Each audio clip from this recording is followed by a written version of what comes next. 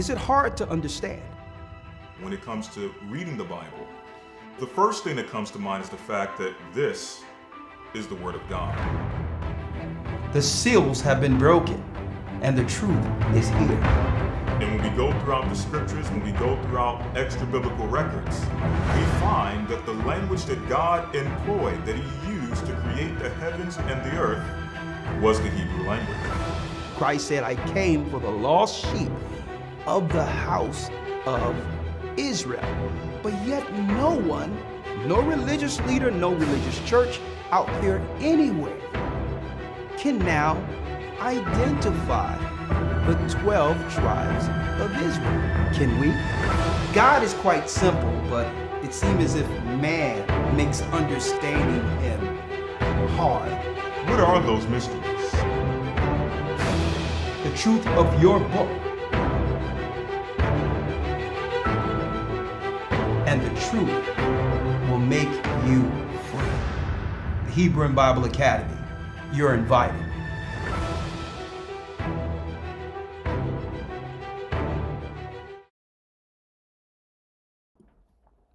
Shalom, everybody. Shalom. Shalom. I am Elder Ariaga Bar, and we are here tonight for another Tuesday night GOCC Media. Yep, the lion is in the house. The warrior lion is in the house, and we about to get busy. We are about to get busy. How is everybody doing today? Yeah, I'm drinking my BCAAs from KIIYSupplements.com. We always start the show with our beautiful Hebrew and Bible Academy. So I put the link inside of the chat. If you're new, if you're not new, you already know what it is. Make sure you go to historytimes.org to join our Hebrew and Bible Academy. The link is there. There you go. Are we in the last days? People don't know what's going on out there. The pastors are not telling them. People have to actually make guess. You understand, because what's going on in the churches is nothing but the same old stuff. Easter, Christmas, I mean, all of these so-called holidays that they have going on. Let me make sure I turn this off here. So, all of these so-called holidays, no one knows what's really going on. You got bridges falling down. You remember the old song, London Bridges Falling Down? Yeah, now we really got bridges falling down. The nursery rhymes have came to life. Okay? So we got all types of bridges falling down. Oklahoma. I was talking to Elder Rock. I asked him to send me a list of all of these bridges that's falling down because I can't keep up. You had one in China in February that fell down. I mean, it's all over the place. You know what I mean? Yeah, as a matter of fact, let me remember what he say here. Because I seen some of them myself. Because I seen one in Turkey. Yeah, Oklahoma, Turkey, B-more. I mean, and let me tell you, one of the ones that they try to run into, it was simple as the days old. I mean, they was trying so hard. The bridge was so strong. They just running into that thing. And I'm just sitting here like, the people who had the camera, they sitting here like, what's going on here? Like, or have the elite became that stupid to just think that we just going to fall for this stuff? Now, let me tell you something. What comes next after that, it's on the people of what they want to believe. Because when I saw that, I said, are you kidding me right now? And I might have to show you guys a video. I mean, the video is, let me see if I can pull this up really quick. The video is simple. Yep, this is it right here. Let me send this to myself. Yeah, this is crazy right here. Yeah, you guys have to see that. Like, they couldn't be more bold. They couldn't be more bold. Give me 1 second. There was another one that happened with some people on the bridge. And it was just like, that's as good as y'all can do. But I guess they feel like the people have just lost it that much. They put things in their arm and all that in 2020, and they like, man, these people ain't gonna know the difference. We have them primed already. We're targeting the few who can see. I mean, excuse me, our end game is the few who can see, but targeting the people who are already on our team. It seems intentional. Let me tell you, if they come back and say this is some type of attack of somebody, I mean, and people fall for that, I can tell you right now, Babylon is already done. Babylon is already done. Let me see if I can pull this thing up, man. You guys are going to be like, wait, what? Before we get into some scriptures here, how is everybody doing out there today? I want to make sure as you guys come in, make sure you hit that like button. And come to find out that a lot of these ships, they are pre-programmed to not actually lose control like that. So, people can believe what they want to believe. But the saints are awake. You guys see this one really quick. Hold up. Fair use for educational purposes only. Check this out. Holy hell! Holy shit! Excuse the language.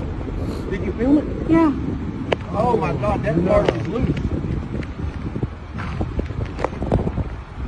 It was moving quick. That barge is loose. There's a man standing They right have there. major capacity here.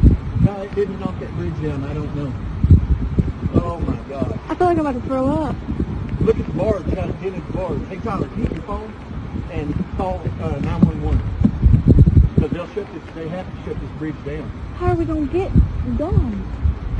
Holy hell, look at that barge, what it did. Did the guy not see it? I don't know. Look, that one's loose. It's all loose from the barge, I think. Oh my gosh, man. I think he's let go of it. That one hit the other side. What bridge is this one? US 59. Yes, ma'am. My name is Tyler Crawford. This is US 59. US 59 bridge at Kerr Reservoir. US 59 at Kerr Reservoir. We just seen a barge hit the bridge pillar. And barges are loose. Barges are loose in the river right now. No, it doesn't look like any injuries or anything, but he hit the bridge.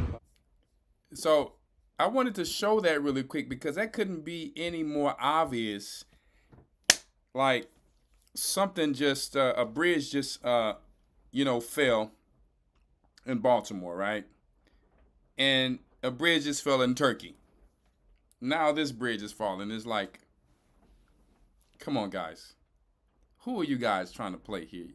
Last week we showed on the Walking Dead and the Fear of the Walking Dead and all of these movies, I Am Legend, on how all of these bridges were falling in a time like this. Okay, where it was times of trouble and famine and just different things like that, right? So I tell you, it couldn't get more obvious. It couldn't get more obvious. Sorry, I had a little piece of lint there. It couldn't get more obvious. So I just thought I'd show that before we go into the scriptures, because boy, things are getting crazy. And people ask, are we in the end times? Are we in the last days? Right? You don't know. You can't tell. Your pastor should have been warning you. You should understand the times. You see, one good thing about this church is that we actually follow the Lord's time according to the Enoch calendar. Okay? And if you guys are new, who don't understand, what's the Enoch calendar? The Bible talks about the book of Enoch. So now if you want to be educated on it, like I said in the beginning of the class, all you have to do is go to historytimes.org, and we break down the days according to the Most High God himself. His time, his clock. Not the Roman Gregorian calendar of the Egyptians and the Babylonians and things like that. No. 364 days. With those 4 days being intercalary days, which separates the seasons. All right? Very simple. You don't need a leap year. You don't need anything technical like that. What do you mean it's 364 days? Let me tell you. I can show you better than I can tell you. Go to historytimes.org. But until then, tonight we have to stay focused on something else. Are we in the last days? We're going to go over a few things that people are talking about out there that we really don't care about, because, and when I say care, we're not worried about them. We have to stay prepared, right? We have to stay ready to not have to get ready as much as possible. and our God will do the rest. But for those of you out there who have no clue about what's going on, I know you're probably shaking in your boots, but if you pay attention tonight, you might understand that this was already written in the Bible of what you should do. And it didn't have to spell everything out for you, because the Spirit would guide you. The Spirit would guide you. And I'll tell you something. It's been so crazy before Passover, after Passover. Now, the Passover in itself was beautiful. I'm talking about that part, but the attacks on the body are also beautiful. You know why? Because we glory in these things, like Paul said. We glory in tribulation. Why? Because we know that what we're following is true. And our Lord and Savior came down and died for our sins. So for us to be able to take part of a minute part of this gospel and these prophecies, I mean, all praises and glory be to the Most High. I came back home. Hey, windows all broken, hailstorm. Like I said, listen, no complaining.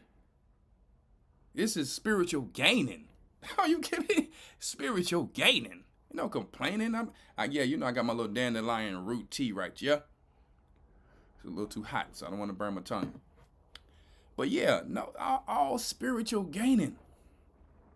See, the devil tries to do his thing, but the Most High turns it into a blessing. So you don't have to start stressing. You don't have to be second guessing. You don't have to question who your God is and will he be there for you, unless you're not doing what you're supposed to be doing. You see? So that's not stopping me from doing the work.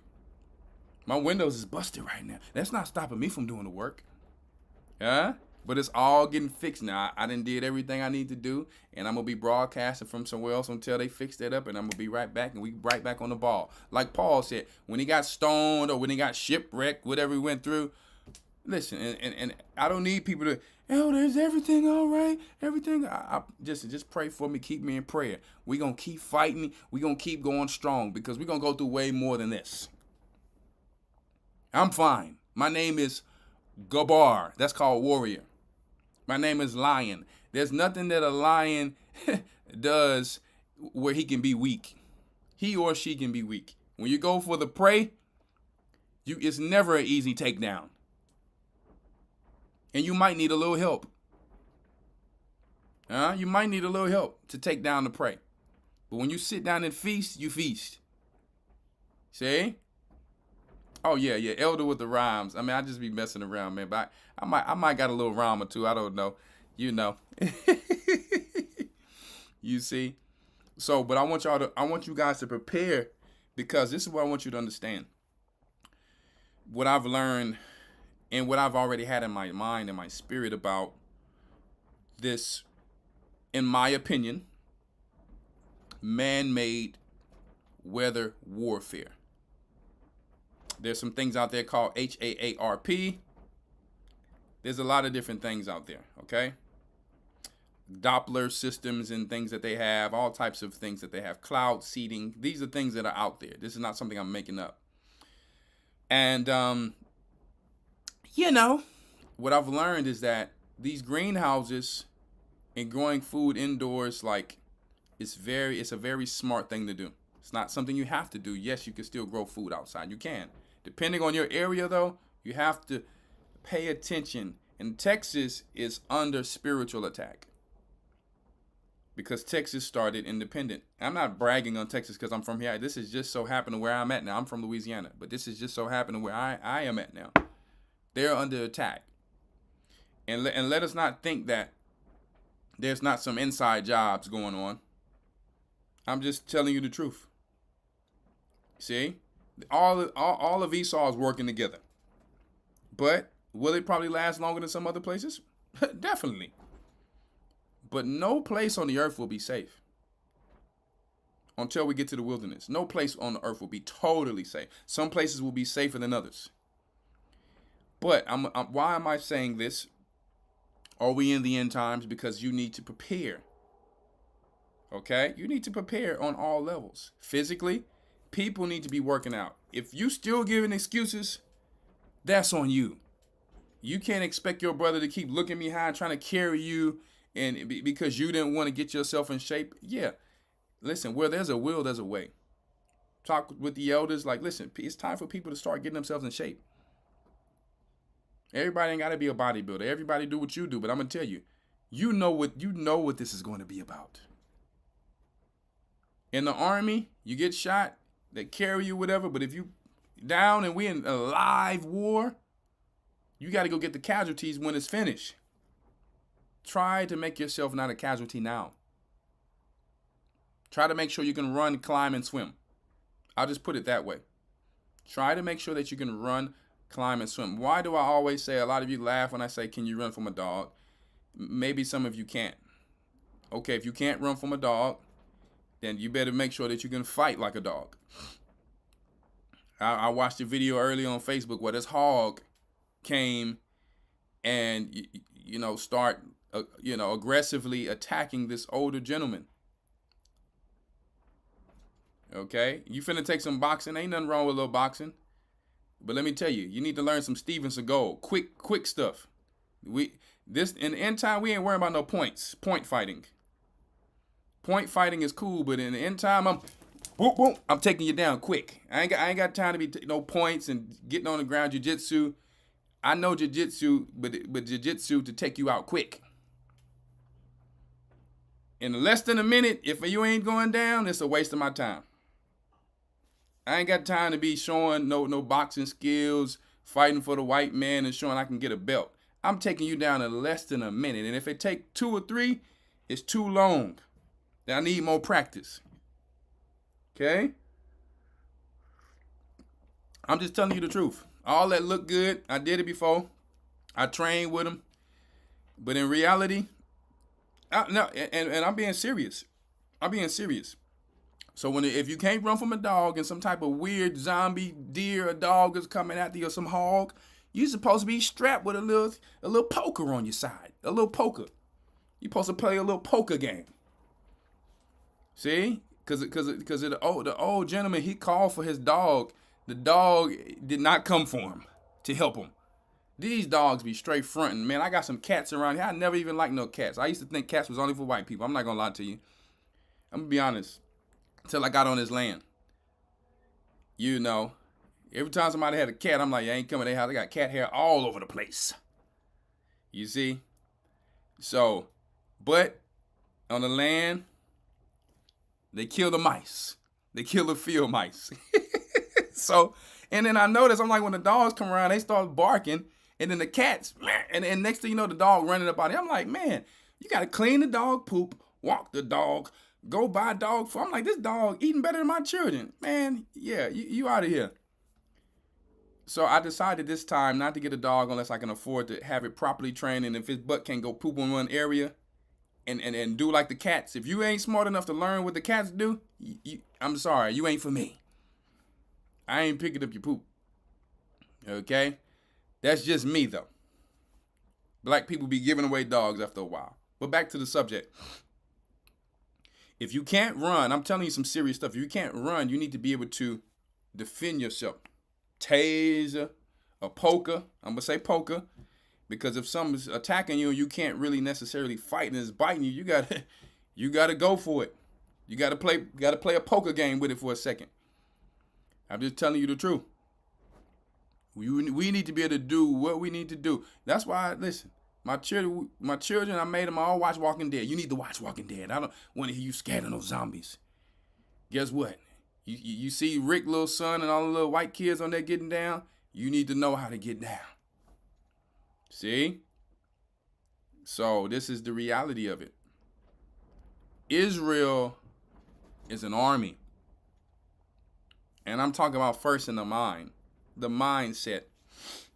I ain't talking about walking around militant like. No, I'm saying like just the mindset to get through tribulation. When you cry, when the last time when we cried, the Most High sent the angel down to help us out? That's because he knew we were stronger than we knew. See? That's because he knew we were stronger than we knew. And we still had to go through things. So in this time, we learned why the Most High put us through all of those things to be able to survive in this time. When I went to Egypt And I was so stressed out about all of the way they run this third world country. And now I see why I had to go through that, to be able to come here as this place turns into a third world country now. Where you got 4 or 5 guys with the internet cord going from roof to roof and they all splitting it. And you thinking you getting you straight T-Mobile service. T-Noble.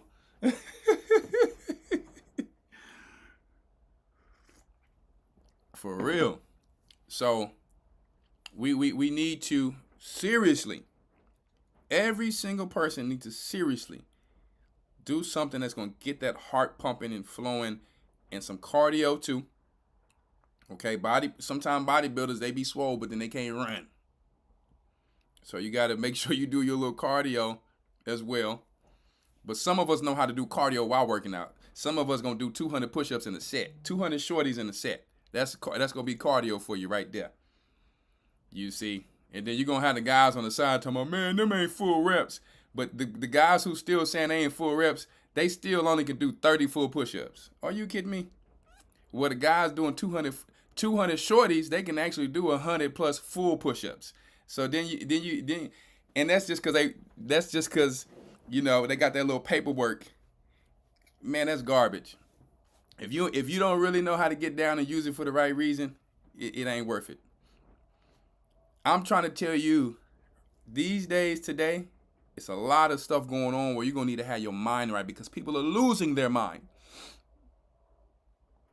I'm going to tell you some things. Like, when I came back, I was talking to the elders, Ramar and Iraq, and I'm like, Elder Ricard was talking to the leaders not too long ago about we need to pay attention to people who may be kind of not all there in the society, because some people put something in their arms and things like that in 2020, and that was their choice. People have their choice to do what they want to do, but people are losing it. I have to literally call about 5 times, maybe more sometimes, to make sure that a job is done.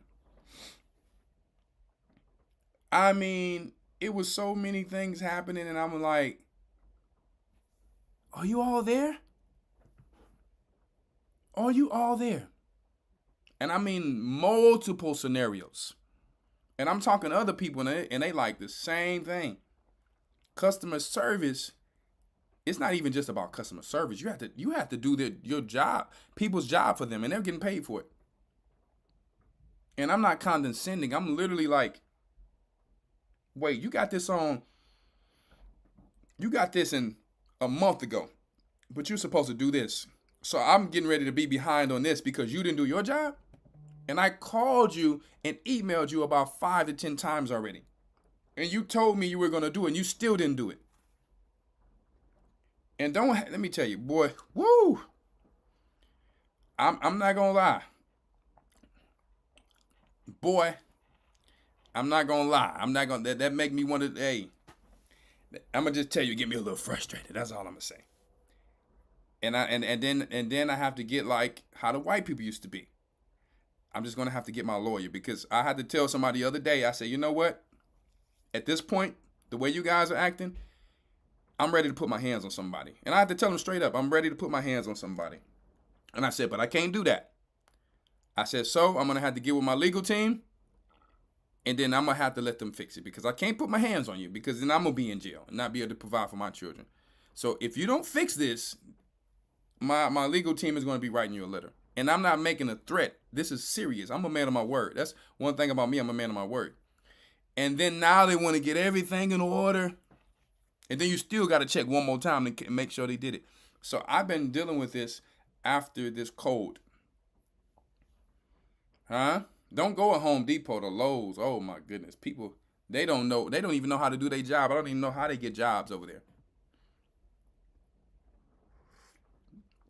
I've never seen so many sisters working at Home Depot.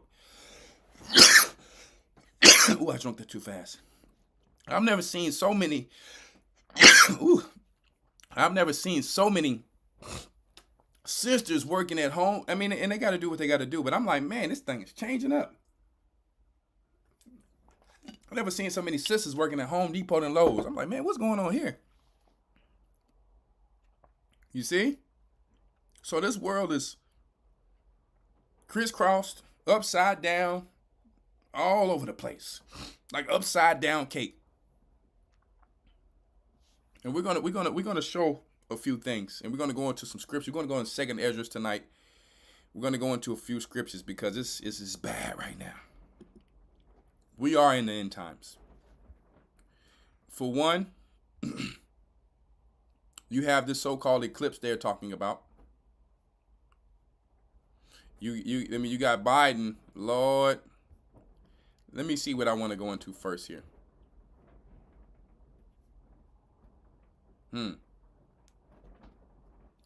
Let's go into, you know what? Let's go into this first. Because Texas is under attack, in my opinion. The chicken farm is burning. Still burning, excuse me. And excuse any background noise. There's wind blowing. It all of a sudden want to blow now that I'm doing my show. Let me, one moment. Let me pull this up for you guys. We're going to have to be grateful in these times and not focus on things that don't matter. All of these material things, let me tell you something. You come into this world with nothing and you leave with nothing. So the gospel is the same way. You're going to get things. They're going to come and they're going to go for the purpose of the time or when you need them.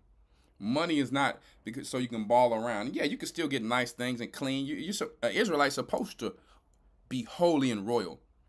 But I'm talking about, Paul said we should use the world but not abuse it. Because everything is dying. You know what I mean? Everything is dying. Everything is falling. It's no need to waste. Everything should be purposed.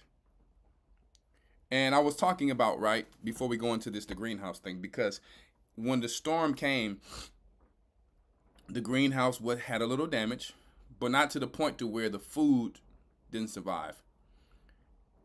Now, obviously, I had some gate up and other things, so rabbits and other things couldn't eat my vegetables. So some of them did survive, but I'm going to build it a lot stronger. But I really am going to go the route of more so greenhouse on most of my stuff. Most of it. because of these storms. They just so unpredictable now. It's just crazy. Obviously, you got to have your grain growing outside, and hopefully you don't lose that. But unless you got you a huge high tunnel of grain, but you really want to still try to grow certain things outside if you can. So that's why I'm saying that. But why? What is my ultimate point I'm trying to make? You are going to need to save more food than you plant. I'm going to say it again. You are going to need to save more food than you plant. Yes, we're getting all this land and doing all of these things, but I'm going to tell you something. Get you a shipping container or something if you got land. Yeah, get you a little shipping container because the weather ain't moving that.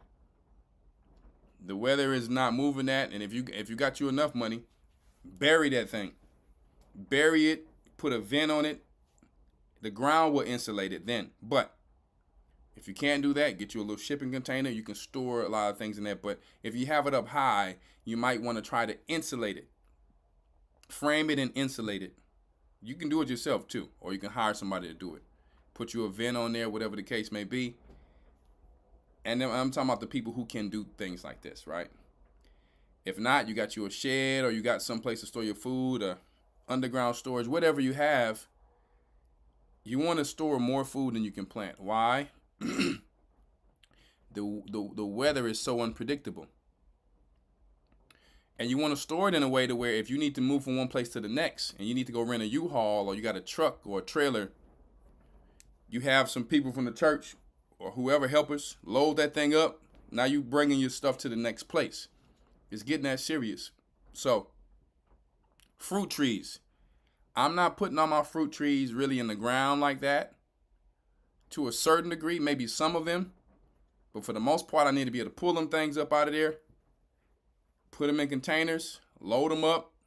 Maybe if I only have a day or two, load them up, bring them to the next place. This is where things may be going.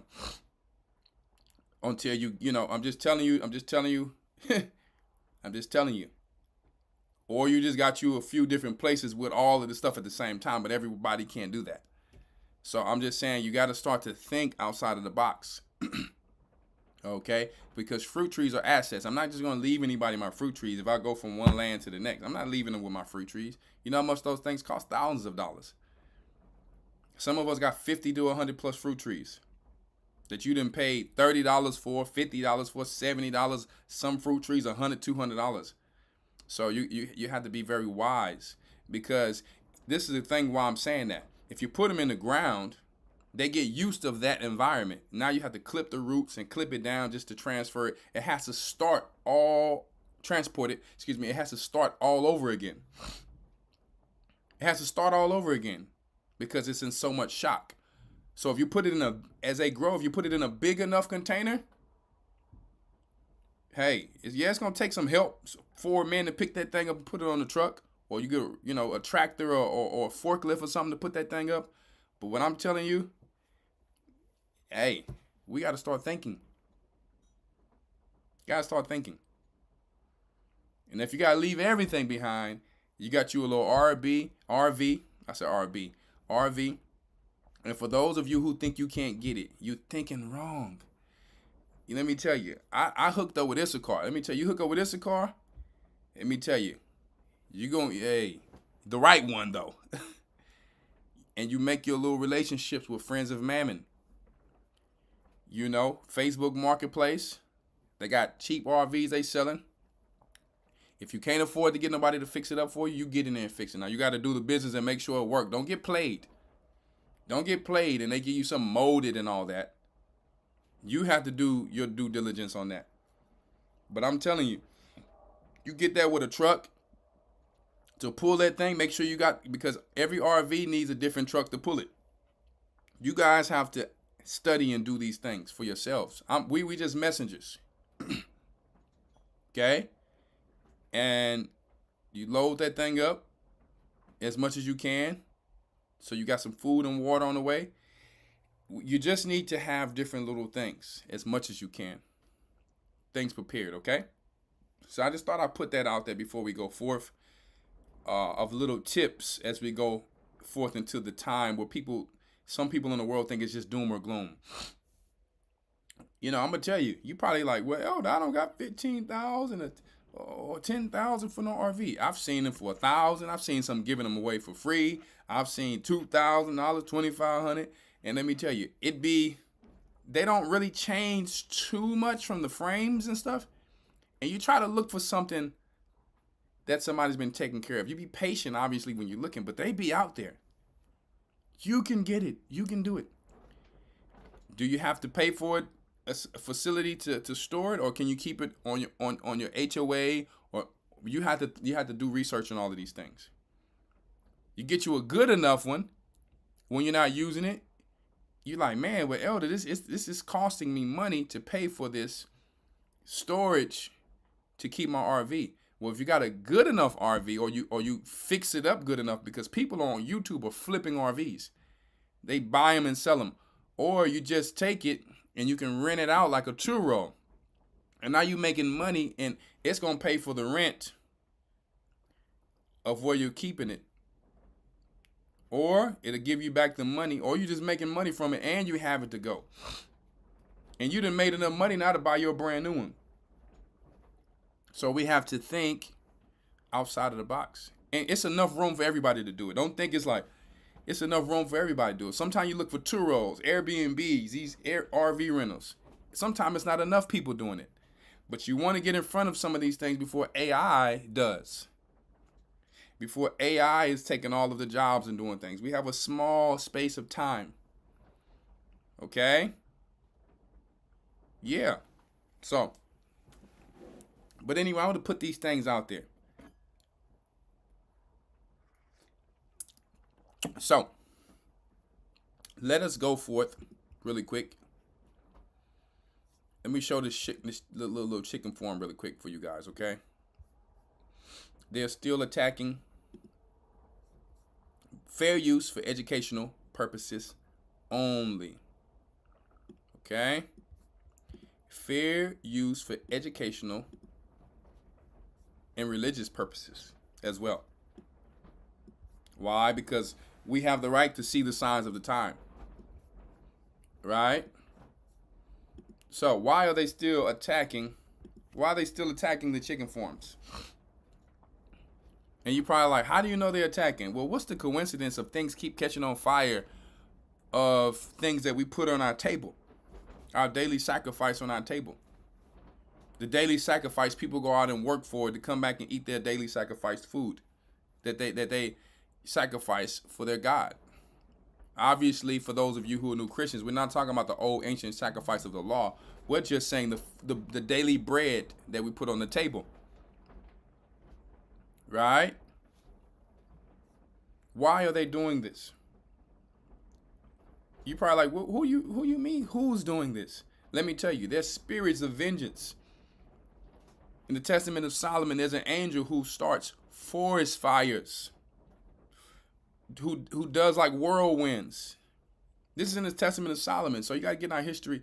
You got to go to historytimes.org and get our Hebrew and Bible Academy, because Elder will be going into that in the near future, into the Testament of Solomon, because you need to know how to go into this book. Trust me, or you can fail by trying to do and use some of these old ways to take out demons, and then you fall and fail from it. We don't use that anymore. We have Christ. He's over all demons. So let the teachers teach you how it's supposed to be done. But I'm telling you, there's spirits that does these things. Demons. Okay?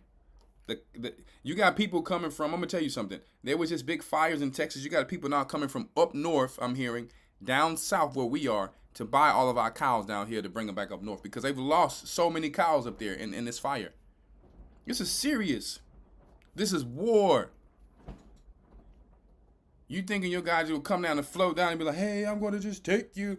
Let me tell you, we in Jacob's trouble. That's what it's called, Jacob's trouble. He shall be saved out of it, but just not just like some magic trick. We have to work for our kingdom. Right? We're going to have to work for our kingdom. It's things that we're going to have to do and prepare. The Most High wants to see us build our own kingdom. He's forcing us to work and come together. And I like how LD Rock brought out that they are doing something like a scorched earth situation, where they take out all the food, and when the people try to depart, they pretty much got them. Like, if you haven't saved food, you don't got your garden. Let me tell you, they hitting people from all levels.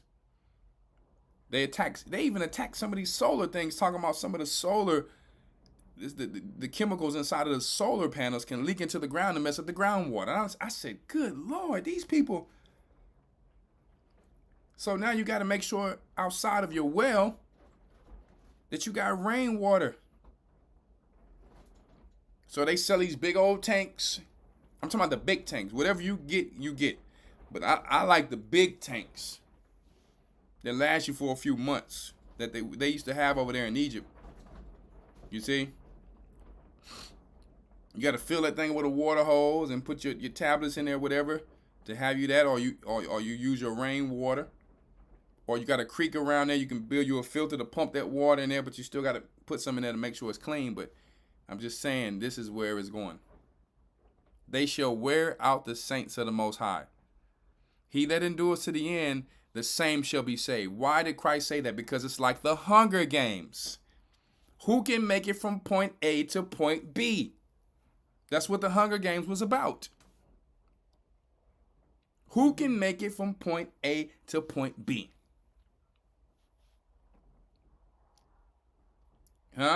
Man-made famines to them are games, war games.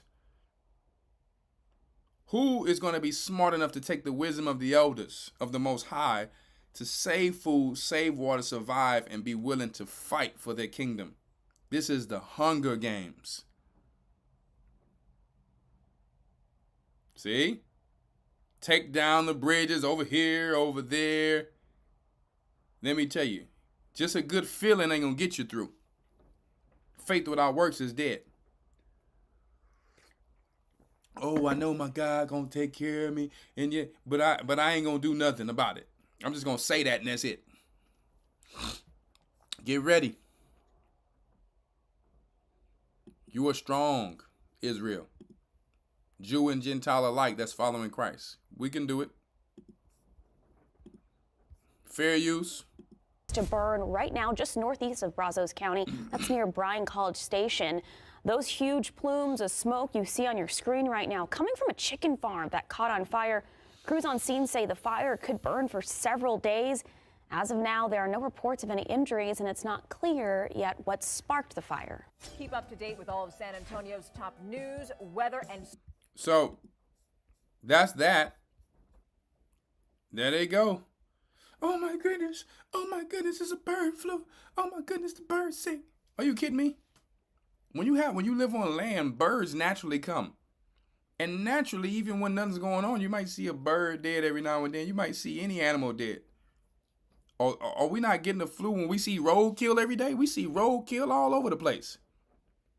Why is there no flu that comes out when there's roadkill on almost every road all over the United States of America? No one gets a flu when there's this dead carcass is just... So you telling me some bird got some flu, but this dead carcass that's all over the place. Do you know how perfect the Most High made the earth? The sun kills the germs. The buzzards can eat bacteria. The pigs can eat these things. Certain parasites and worms can eat these things and not get harmed, to clean the earth. Lobsters, shrimps, crustaceans eat diseases and does not die so that we can live.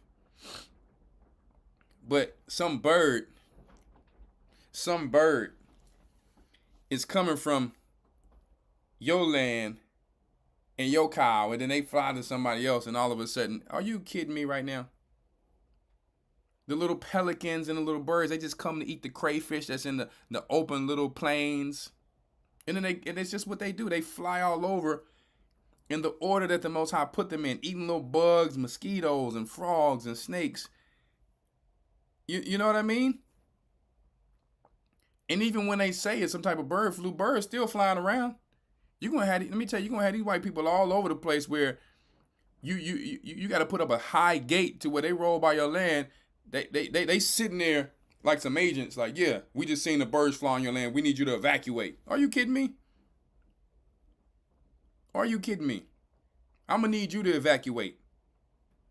I'm gonna need you to not step over this line because it says no trespassing at all.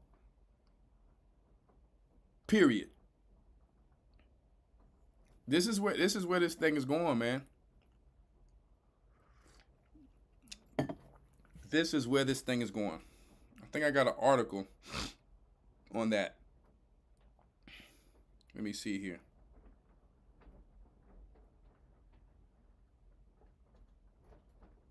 Thought I had an article on that. Let me see here. I think I might. They're attacking the things the Most High told us to eat. And I bet you the vegans is happy. Let me tell you, vegans, you can't be too happy. Oh, and we're not talking about vegans who are positive, righteous vegans. We talking about vegans who tries to make something, some type of doctrine or something like that. Like, do you know the GMO that they using and stuff? Don't go there. Don't go there. The vegetables is barely having nutrients these days. Let me tell you, they knew the vegans was gonna get mad. Let me tell you, the vegans in turn into gangbangers against the meat eaters. See? They are trying, let me tell you, these people are trying to attack everything that God made. Living souls and all the food.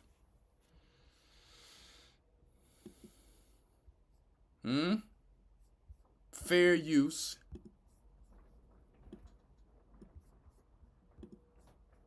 They want your cows while you might stumble on them and like they still got their cows. Dairy cows. Bird flu has been detected in dairy cattle across Texas, Kansas, and possibly New Mexico, alarming U.S. regulators.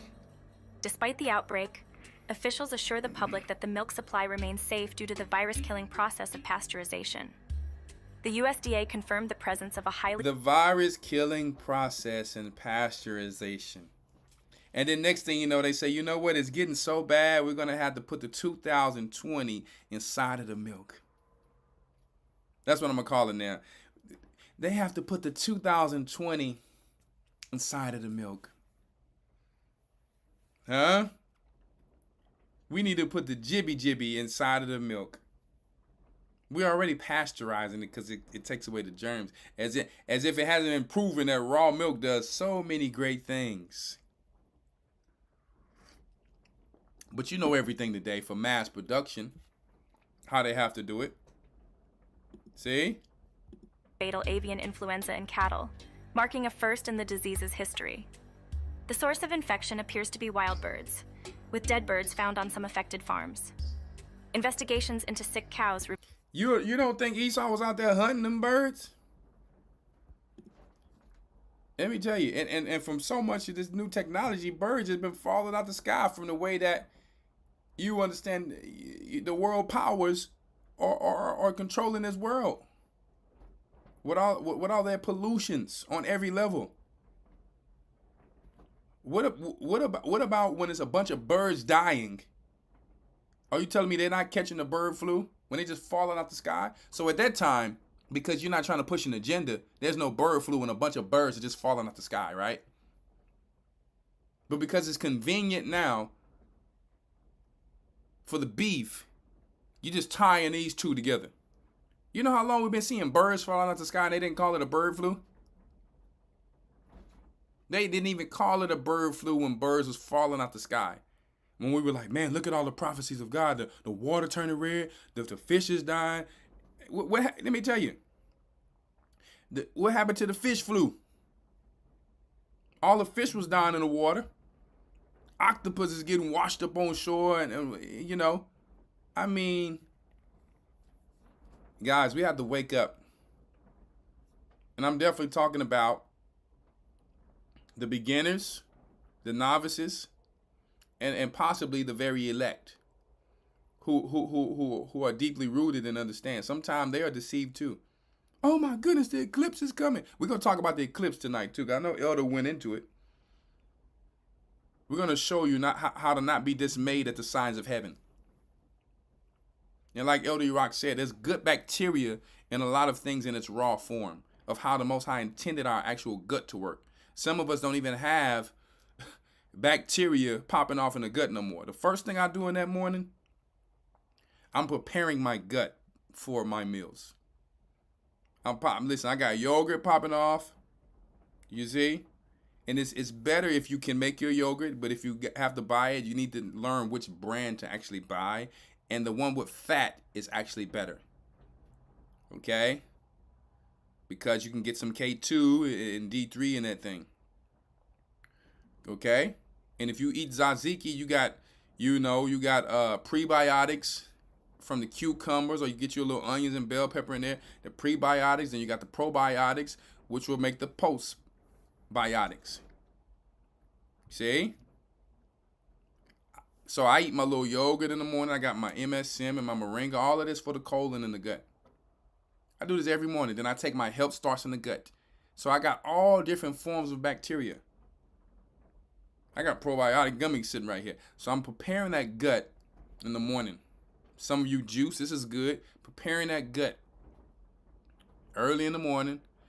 And then after that, I'm going to eat me a nice steak. Because I eat steak and eggs after that. An hour or two after my workout. But the gut, these things, cottage cheese. Now listen. I haven't got on the cottage cheese yet. I'm still not there yet. I'm trying to prepare my palate and my taste buds for that. But I'm like, you know what? I think I'm gonna stay on the yogurt and the sauerkraut. I'm just not there yet on that. But there's so many different choices of what you can eat. They have kefir, sour cream. You can make your own sour cream. The sour cream that we make at home is far more superior. The yogurt and the kefir is far more superior than what's going to be at the store. Far more probiotics in it. So you got people walking around with a empty gut. When I mean empty gut, not really empty, but I'm talking about it's empty of its actual things that's good for, like probiotics. And we're not talking about overloading with probiotics just to heal your gut. It's things you have to prevent. It's a certain diet you need to have. It's a balance of everything. And exercise is one of the main things that's going to help you out too, okay? So, we don't want to turn it into a health lesson, but I'm telling you, it seems as if they're trying to take away certain things that the Most High said and called good. When the angels came down before they destroyed Sodom, they were drinking raw milk. They were eating beef. They didn't need some science back then. They didn't need to heat the milk up back then. They didn't need to say, oh, let's not kill the poor animals. The angels didn't tell Abraham. I'm trying to figure out how these so-called biblical people are telling people, we shouldn't kill and eat animals. Well, are you better than the angels? The angels is like, yeah, we finna eat that thing. Before we go to destroy Sodom, man, that's some good steak and ground beef right there. And that milk. And that butter.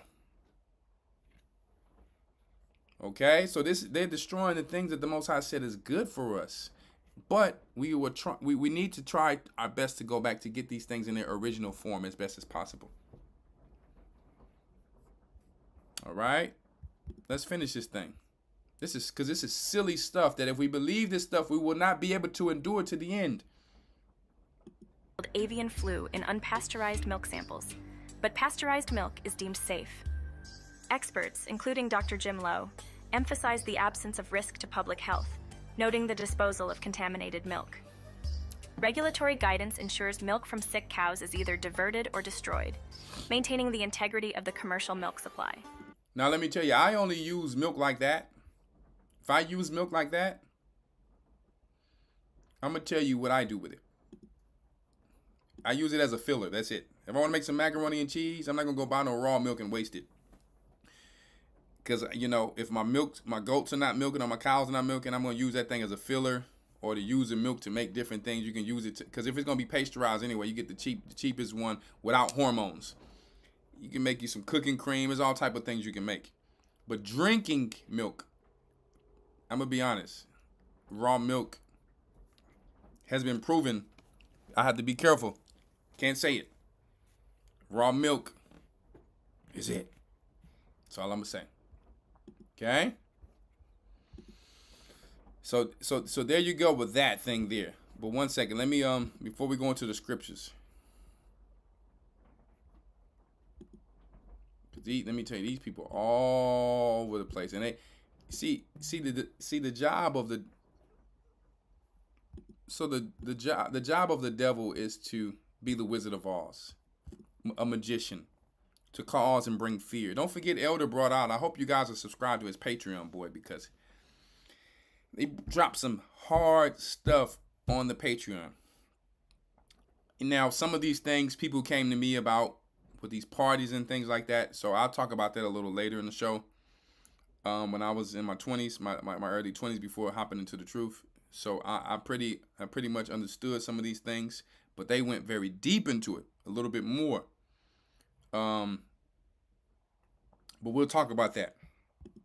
We'll talk about that, all right? Fair use on this video as well, for educational purposes only. Has prompted some concern. A highly viral strain of bird flu has been circulating for years. It has also been found in other animals, but officials say this is the first time the virus has So it's been found in other animals. The bird flu had been found in a cow. I'm like, huh? Why y'all didn't tell us that if it been going on for years? Transmitted to a person from a mammal. Experts say the recent human infection is... This is the first time it's been transferred from a person to a mammal.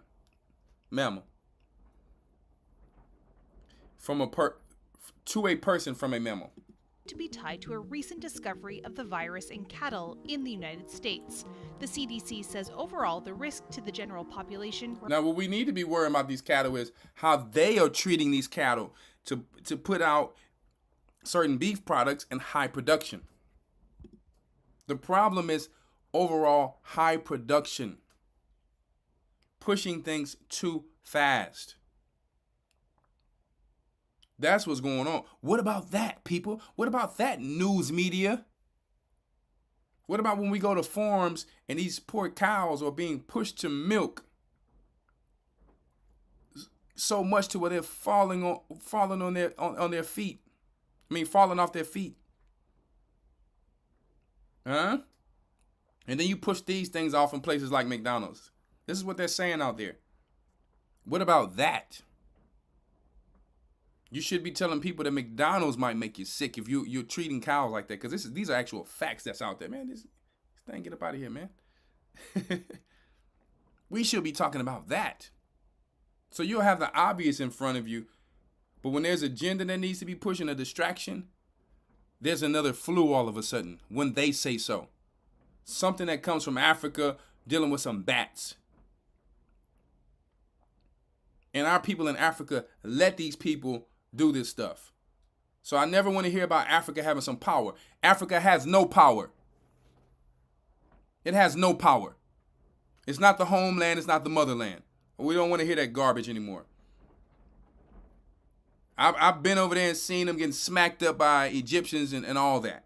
There's no power over there. They're running from other countries, marrying white women to survive. This is the reality of it.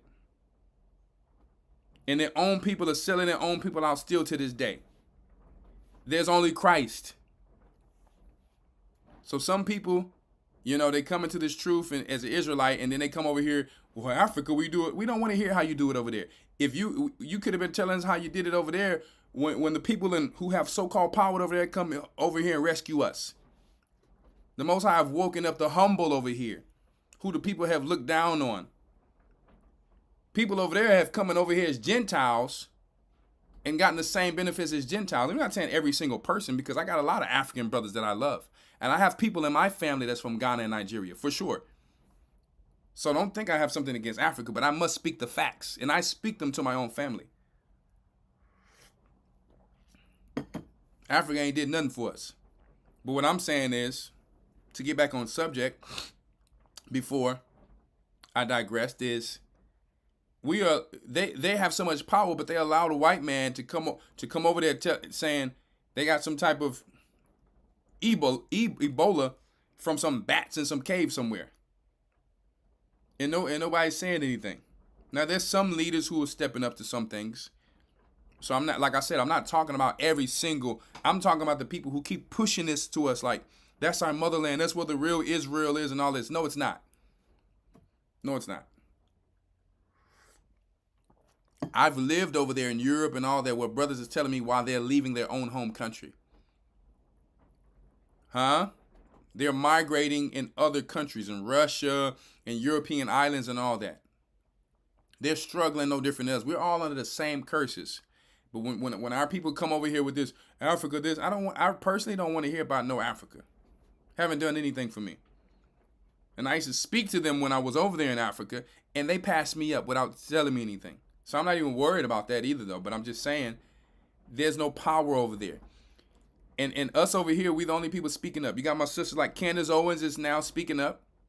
I praise the Most High for the sister, because she's like a modern day Esther, in my opinion, because she was taught one way, but she's learning and transitioning another way. She's let me tell you, you might look down on some of these people. Well, she's married to a white person.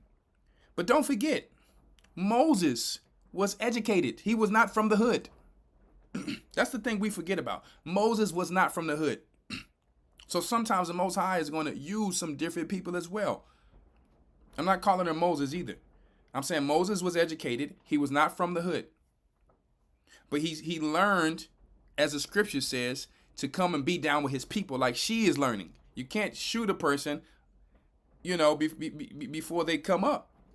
Can't kill them before they come up. Let the sister transition. She's starting to learn and get closer and closer, and it's obviously that the Most High is dealing with her to a certain degree. You see what I'm saying? So, and yeah, she's married to a Gentile. Before we were a nation of Israel in the wilderness, Moses married a Gentile because that Gentile actually saved him when no one was bringing him food. Before he had the laws, statutes, commandments from the mount with Christ, he had married this sister because she helped him out. When then you got our people who come with the law that they just now got to come and judge him. Who saved them? Are you kidding me? So we focus so much on the wrong things. But I digress on that. Let's get back on subject. We let these people tell us that something came from Africa in some cave with a bat. Look it up. The Marburg, all this stuff. These people are still saying that this stuff came from somewhere in Africa. I'm like, are you kidding me?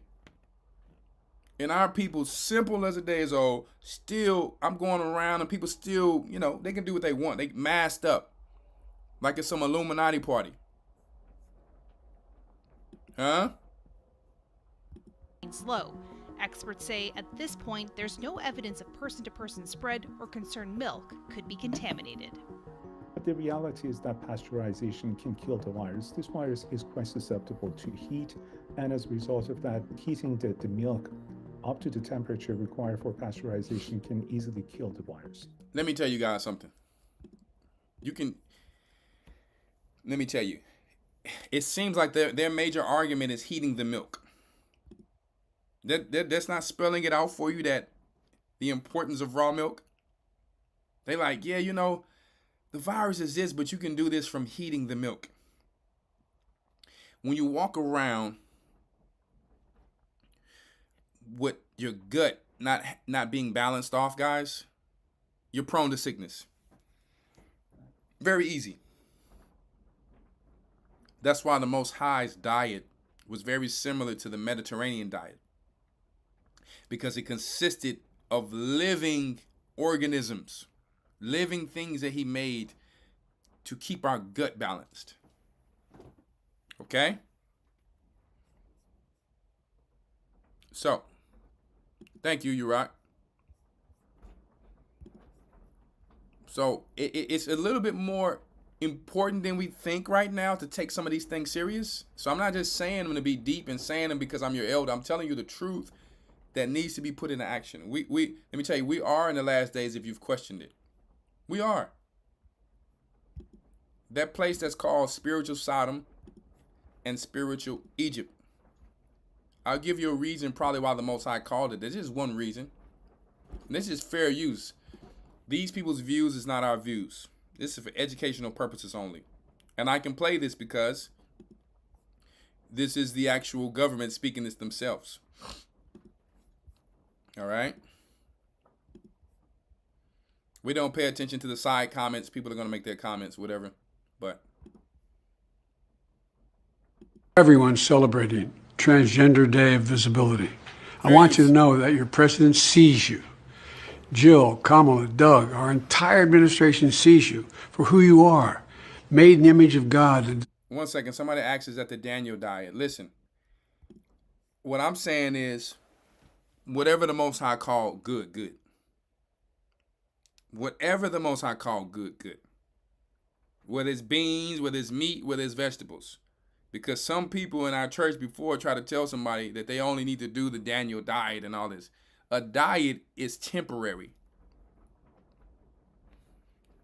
Okay? Eat what the Most High called good. If you're on a certain diet, a lot of times, the way that people are telling you go on diets, the way that it's marketed today, usually diets are temporary. Eat what's good for you. We can't have everybody. I will not tell somebody eat something that may be good for me that's not good for them. I can't do that.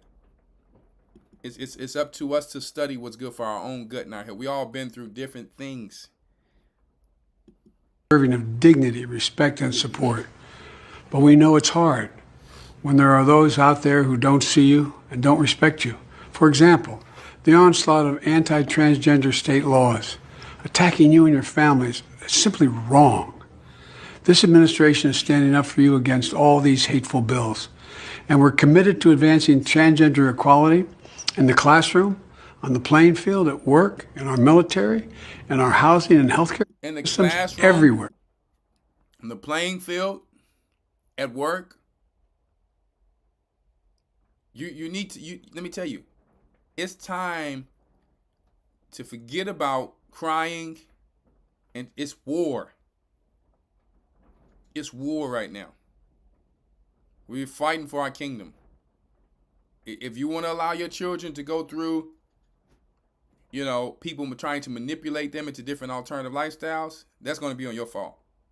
If you don't know your children, you think you know them, they telling you yes sir and yes ma'am at home, when they go to school, hey, there's some freakism going on, but then they come back. Let me tell you, America have taught our children how to be good actors.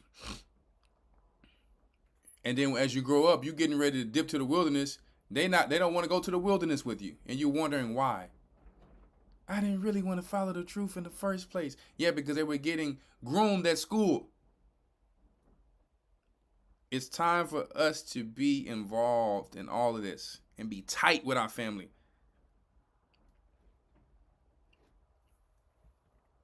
Because let me tell you, we're here. We are in the last times. We are in the end days. Simply, if this your pastors, Christians, if your pastors allowing this stuff to go on in your church, you have to ask yourself, is this according to the Bible that I read? Today, we're announcing even more steps, but there's always more work to do to end the epidemic of violence against transgender women of color and girls of color. Against transgender women of color and girls of color. Why do they always put black people first when they're talking about this transformer thing? Because they're targeting us. And they want our people to be the Most High's enemies that he judges with the fallen ones. Because later they're all going to come back with a rug pull, and I'm going to talk about it later. How do I know this? Because Russia is banning what this Mr. Biden is talking about here. Sweden, Italy, the 10 horns are banning GMO foods, lab meat, LGBT, and they're saying over here, we need to bite the bait, and then Biden and everybody else is going to dip off, and they're going to blame the whore for all the trouble in the world. You need to be careful of what's going on here and pay attention and be circumspect in everything. This is total witchcraft that he's talking about. It is a warlock talk right here. Put the people of color first, because we're not going to give you Negroes 40 acres and a mule, but we can give you benefits when you come over to this side of LGBT. But guess what? Once you come to this side, you'll still have problems, because when people are complaining about all of these operations and everything that they're having, saying that they got to take all types of medicine every day just to transition and all of this stuff. These people are selling a dream, guys. It's so many interviews of people who are in regret to this. He won't tell you that, though, and that's not fair. Yep, predictive programming. So they're going to do a rug pull on our people. They're going to have all our people jump into their net and get caught. And then later on, all of these countries ban against who looks like a threat or a terrorist in this country. Because these are going to be the troublemakers or the outcasts, which we already are considered that. To ensure transgender seniors can age with dignity. Wait, brother, what are you talking about? Transgender seniors? Huh? They telling people, hey, you 80 years old, you still need to be getting your freak on. And we're not talking about the way the Bible said,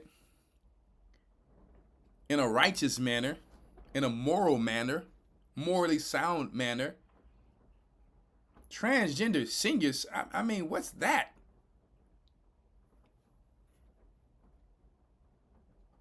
These people be getting right with God, man. Pass a bipartisan Equality Act to help transgender persons around the world live free from discrimination and violence. Above all, what about helping black people when it comes to discrimination and violence? Well, you people are committing violence against yourself. Huh? We are not against, listen, guys, I'm going to say again, because I see my elder in there has to tell people, we are not against eating plants. We eat plants. I eat a lot of plants. Ask my wife, when she put that steak on there, I love a lot of sprouts. I want all the plants. Okay? I like the plants. We're not never against plants. We are against false doctrines. To be there with you. To parents of transgender children, affirming your child's identity is one of the most powerful things you can do to keep them safe and healthy. To any transgender American who's struggling. Keep them safe and healthy, guys. So what about all the people who are suffering and have to take all of these medications and are saying that they're hurting and can't sleep and all that when they're getting these operations? Is that safe and healthy?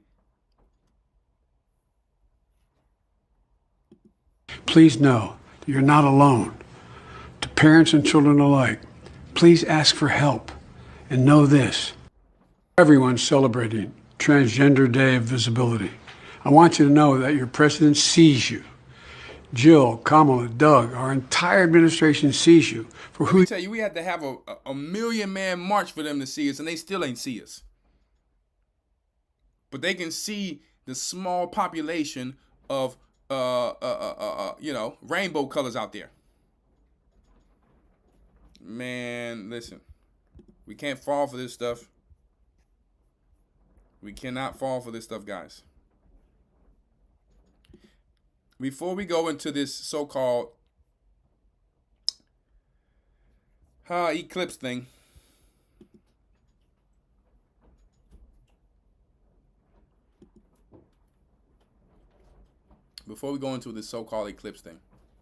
thank you.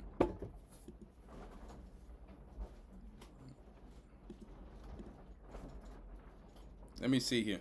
I want to show you guys something real quick. I want to show you something what I'm talking about. You guys see this. The mindset of falling away from our God. How they're all in unison with their God. And how we talk about Africa, Africa, Africa, when the mindset and the one-mindedness of being together in unison and unity with your own God and your own people, that can do anything. Christ said it himself. That's a principle of Christ. When two or more gather together in my name, I'm in the midst. If two believe on something, it shall be done. That's a principle of Christ. So Abraham's children still remember that from Abraham. Check it out. Check this out. Are we in the end of the world where our people still ain't getting this? That's why Christ said, no. Don't ask me where the kingdom is. Don't ask me if the kingdom over here and over here. The kingdom is in you, because you need to understand how to build your own kingdom. If I just give you a kingdom, after all you went through, you still don't really know what this is about. So I need you to go through Jacob's trouble. I need you to be as gold tried in the fire to be able to appreciate the kingdom of heaven. Because some of us are waking up thinking we should just get the kingdom because now we found out we're an Israelite. You've been an Israelite when you was born, even though you didn't know it or not. Straight up. We are in the end where we're going to have to be able to fight. You either going to swim or you're going to drown. The tidal wave is coming. You going to stay on the surfboard or you going to fall under the tidal wave?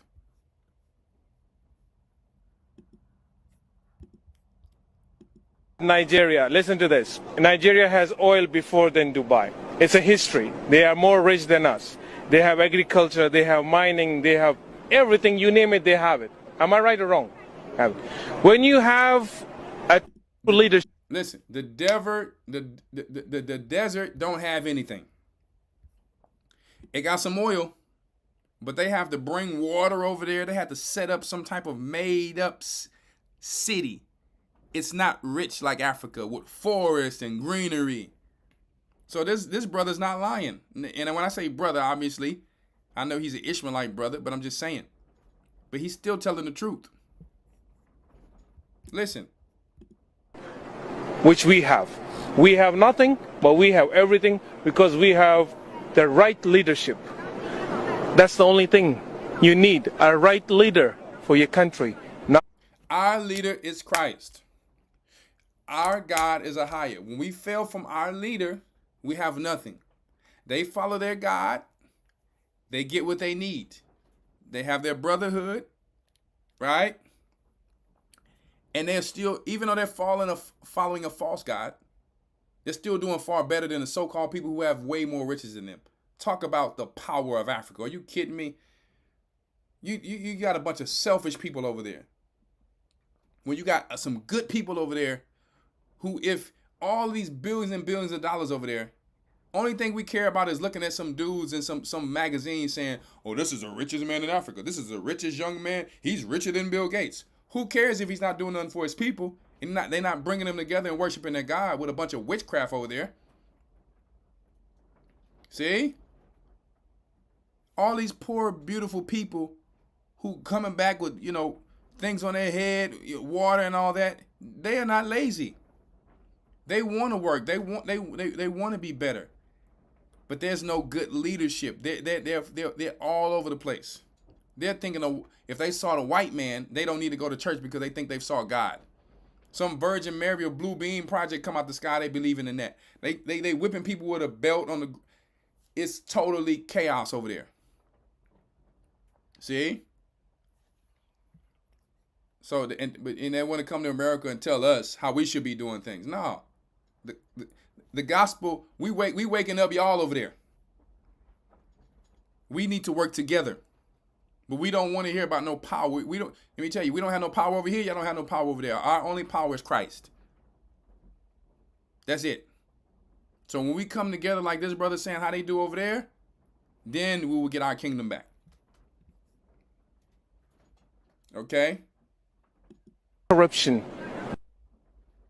Listen to it one more time. I don't know what's going on here. Hold up.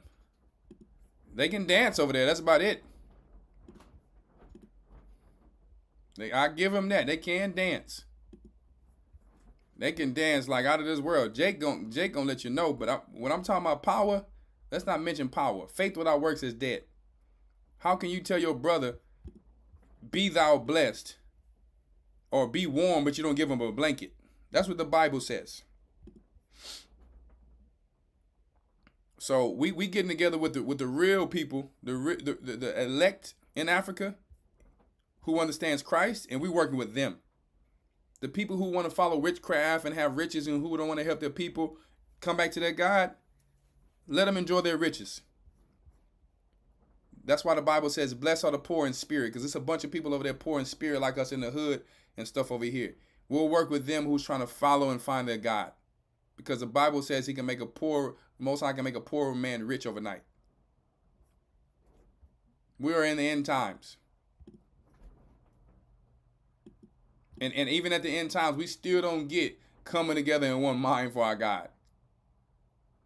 One person worshiping Buddha over here. One person got the Quran. One person got the Bible.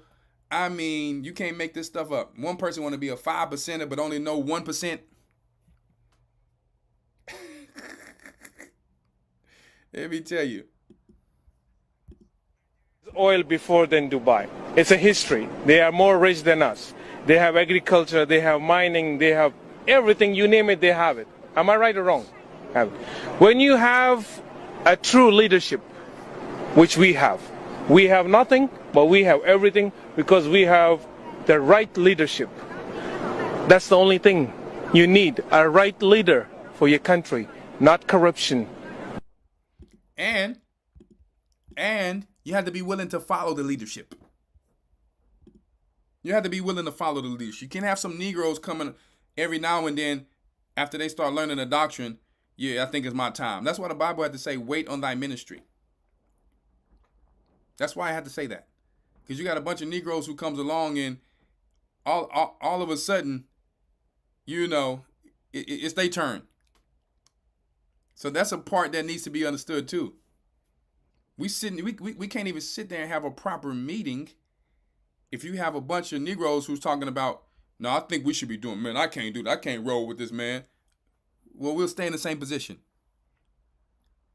Because we can't follow your thoughts. I will not follow my thoughts, your thoughts, his thoughts. I'm going to follow Christ's thoughts, Christ's ways. Because they won't fail. Every other way that we tried, it have failed. See? let's go into this. Let's go into this eclipse thing real quick. One moment. I got stuff all over the place. 1 second.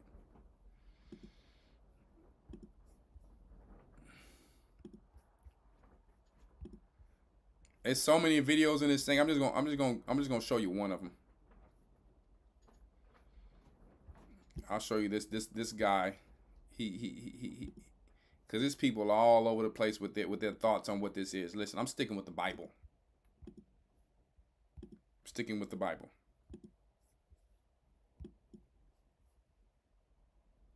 Check this out. Fair use for educational purposes only. NASA's rocket launch they're doing on April 8th just got a little bit weirder. So listen to this. NASA plans to launch 3 rockets during the solar eclipse named Atmospheric Perturbations Around the Eclipse Path, or APEP, right? Well, on this Forbes article, APEP is named after the serpent deity from ancient Egyptian mythology, nemesis of the sun deity, okay? Brandon is a scammer. Y'all please ignore Elder Rock said. When you got people coming in here all over the place who can't just listen to the lesson, you'll know they own something else. But Wikipedia says that Apep was the ancient Egyptian deity who embodied darkness and disorder. Now, they're launching these rockets at 15:33. That's 3:33 in the afternoon. You know, they love their numbers. Now, apparently they're doing it to collect data on how the sudden dimming of sunlight during an eclipse impacts the ionosphere, causing disturbances that could disrupt communications. They've been talking about all kinds of cyber this or solar flare that, so who knows what's going to happen on April 8th? What should you do when this damn sun gets blocked out by the moon? Honestly, I don't know, but millions and millions of people's attentions are going to be on one point, and having everyone focusing at one single point, who knows, some people think there could be some sort of ritual going on with all the other strangeness, like CERN getting turned on as well. So maybe at 3:33 Eastern Standard Time on April 8th, we should be meditating to manifest an optimal timeline reality so we don't get put on a very strange timeline, because they're turning on CERN too, man. That's already sketchy in itself. Well, I'll tell you something. We ain't doing what he said either, but he just put out some information. Okay? Well, I'm gonna tell you what the Bible says. Let's tell you what the Bible says. Let me go to Jeremiah 10 really quick. Let me tell you what the Bible says. Okay? Let's go to a few scriptures. Give me one moment so I'll pull this up for you guys.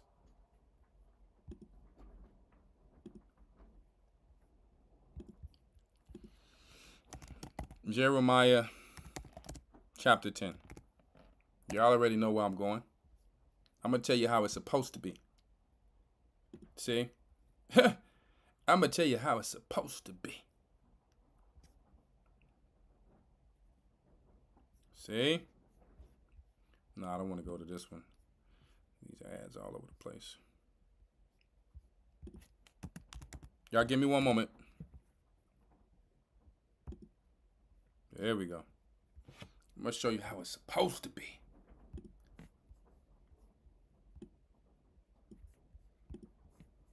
You know, the pastors say, hey, I wonder what the pastor's saying out there. Let me ask everybody here first. Let me take this off. Who going out there to watch the eclipse? And I'm not telling you what to do. You can do what you want to do. But who? Let me see in the chat. Who going out there to watch the eclipse? I just want to know. Who out there going barbecue and say, oh my God, and then cry like there's some rock concert? You see, because they're going to have everybody energy like there's some rock concert. Huh? Because they worship the sun and the moon. And they worship these, you understand, the lights in heaven that the Most High made for us. Huh? But he didn't make them to us to be worshipped. Who going out there? You can do what you want to do. I'm not telling you what to do. I'm just asking. I'm just curious. Some of y'all had plans, and I know you ain't going to say it on the show. Some of y'all like, yeah, girl, I'm going to see this. You going to see? Let me tell you, I come outside one day. The last eclipse that came, I forgot it was eclipse. I forgot it was Easter the other day. Listen, I'm in a whole nother world. I'm in my own world of Israelite world. I come outside one day, I thought I was going blind. I asked my wife. I said, Lord, what's going on? Because I had got LASIK when I came back. I said, my little LASIK is failing. My LASIK is failing. I can't see nothing. What's going on? I literally thought that. I said, but then they had said there was the eclipse going on. I said, Father, have mercy. It was like the weirdest thing because it just feels, obviously it feels like totally uncomfortable and weird. Like you're just losing your sight. But I have forgot. You know what I mean? I've been overseas so long, I don't pay attention to basketball games, football games. I forget that it's there. Hella days. But who's going out there? So, we don't want to say I don't want to see that mess. She's like, because the Most High, this is just what I'm saying is just a normal thing that goes on in the heavens. So it ain't mess, but it's just a normal thing. It's nothing outside of what these people are doing that would happen. It's just however the Most High works, you understand, the angels in heaven and the lights, it's just a normal course when you're reading the book of Enoch. Now, the elite feel like, hey, there's nobody shopping on Christmas no more. There's nobody shopping on Valentine's Day that much no more because so many Israelites is waking up to the truth. Let me get a money grab real quick. Go get you some more food. Go get you some more water on the eclipse. The National Guard is coming now. You know, this is going to happen. This is, all that going to happen. Yeah, so some of that money that y'all ain't getting back on Christmas, y'all ain't giving on Christmas. We're going to get it on the eclipse day. And we're going to get it on whatever other event. What they call man-made false flag attacks. You got people fighting enough for tissue, water. They find everywhere to get some type of money grab. That's why we tell you, save your food and water ahead of time. So you're not running up in there dealing with these things. You see, get you a bidet on your toilet so you don't have to be fighting in line for tissue because you're not going to have to use as much. And it's a clean thing to do. Okay? So if you run out of tissue, you still clean. And you're not fighting in line. All right? Just telling y'all some wise things. Let's read what the Bible says about this thing.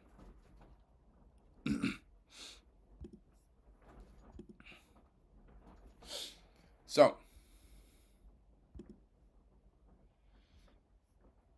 hear ye the words. Well, let's go. Let's jump down. I want to jump down.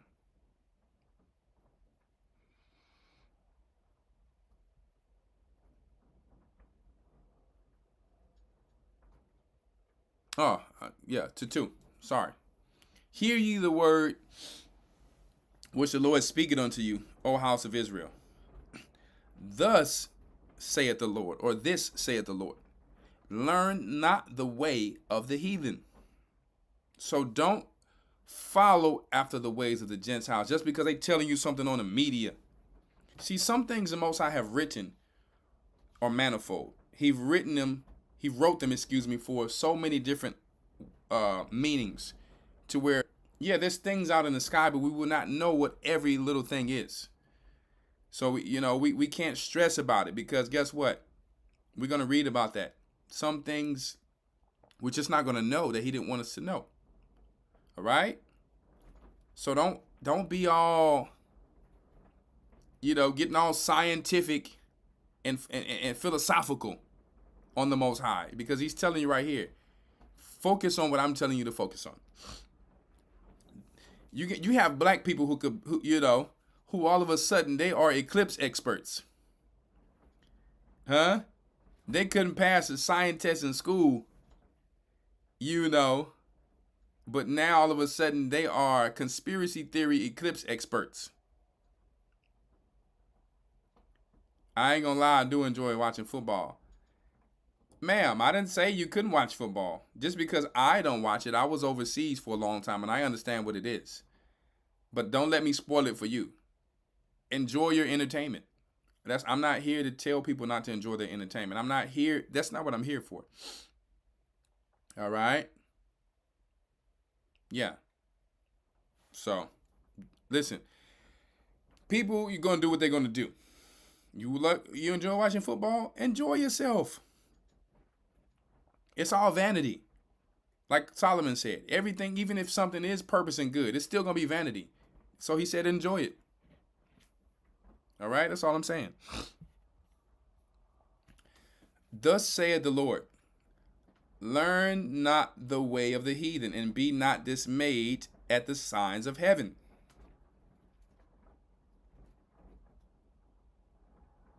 For the heathen are dismayed at them.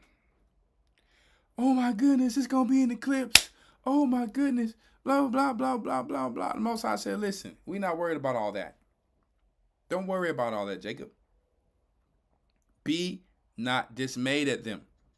Don't be, getting all up in arms. Oh my goodness, I need it. It's not the end of the world.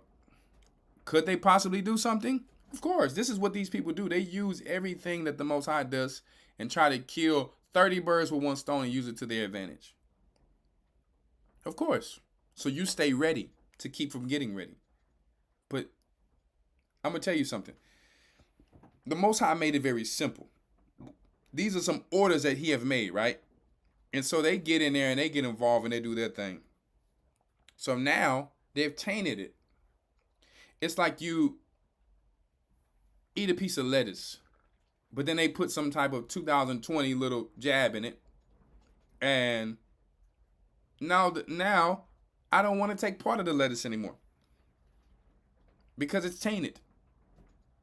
So that's all I'm saying. If you want to go outside and do what you want to do, that's on you. But what I'm telling you, it's really not that deep. Especially when these people, their job is to get energy and create a bunch of people staring at something instead of the Most High just getting his shine, his normal shine. They want to go and steal the show.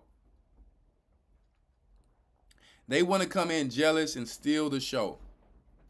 Let me shoot some rockets up there and open a CERN so the people can, involuntary worship fallen angels and deities and all types of idolatry now. Like it's some type of rock concert. So instead of the eclipse, you got all type of other stuff going on now. See?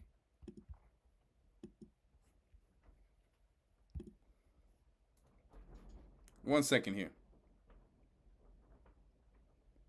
Colossians 2:18.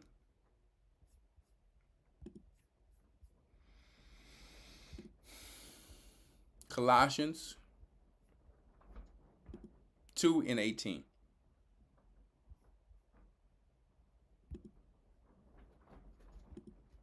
Colossians 2:18, my people.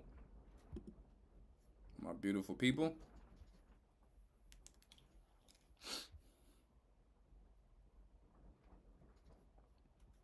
One moment. You know what it is. Let's get it. Let no man beguile you of your reward in a voluntary humility and worshiping of angels, intruding into those things which he had not seen, vanly puffed up in his fleshly mind. Once again, let me tell you, watch this. Sorry about that. Give me one moment. I want to show you something real quick.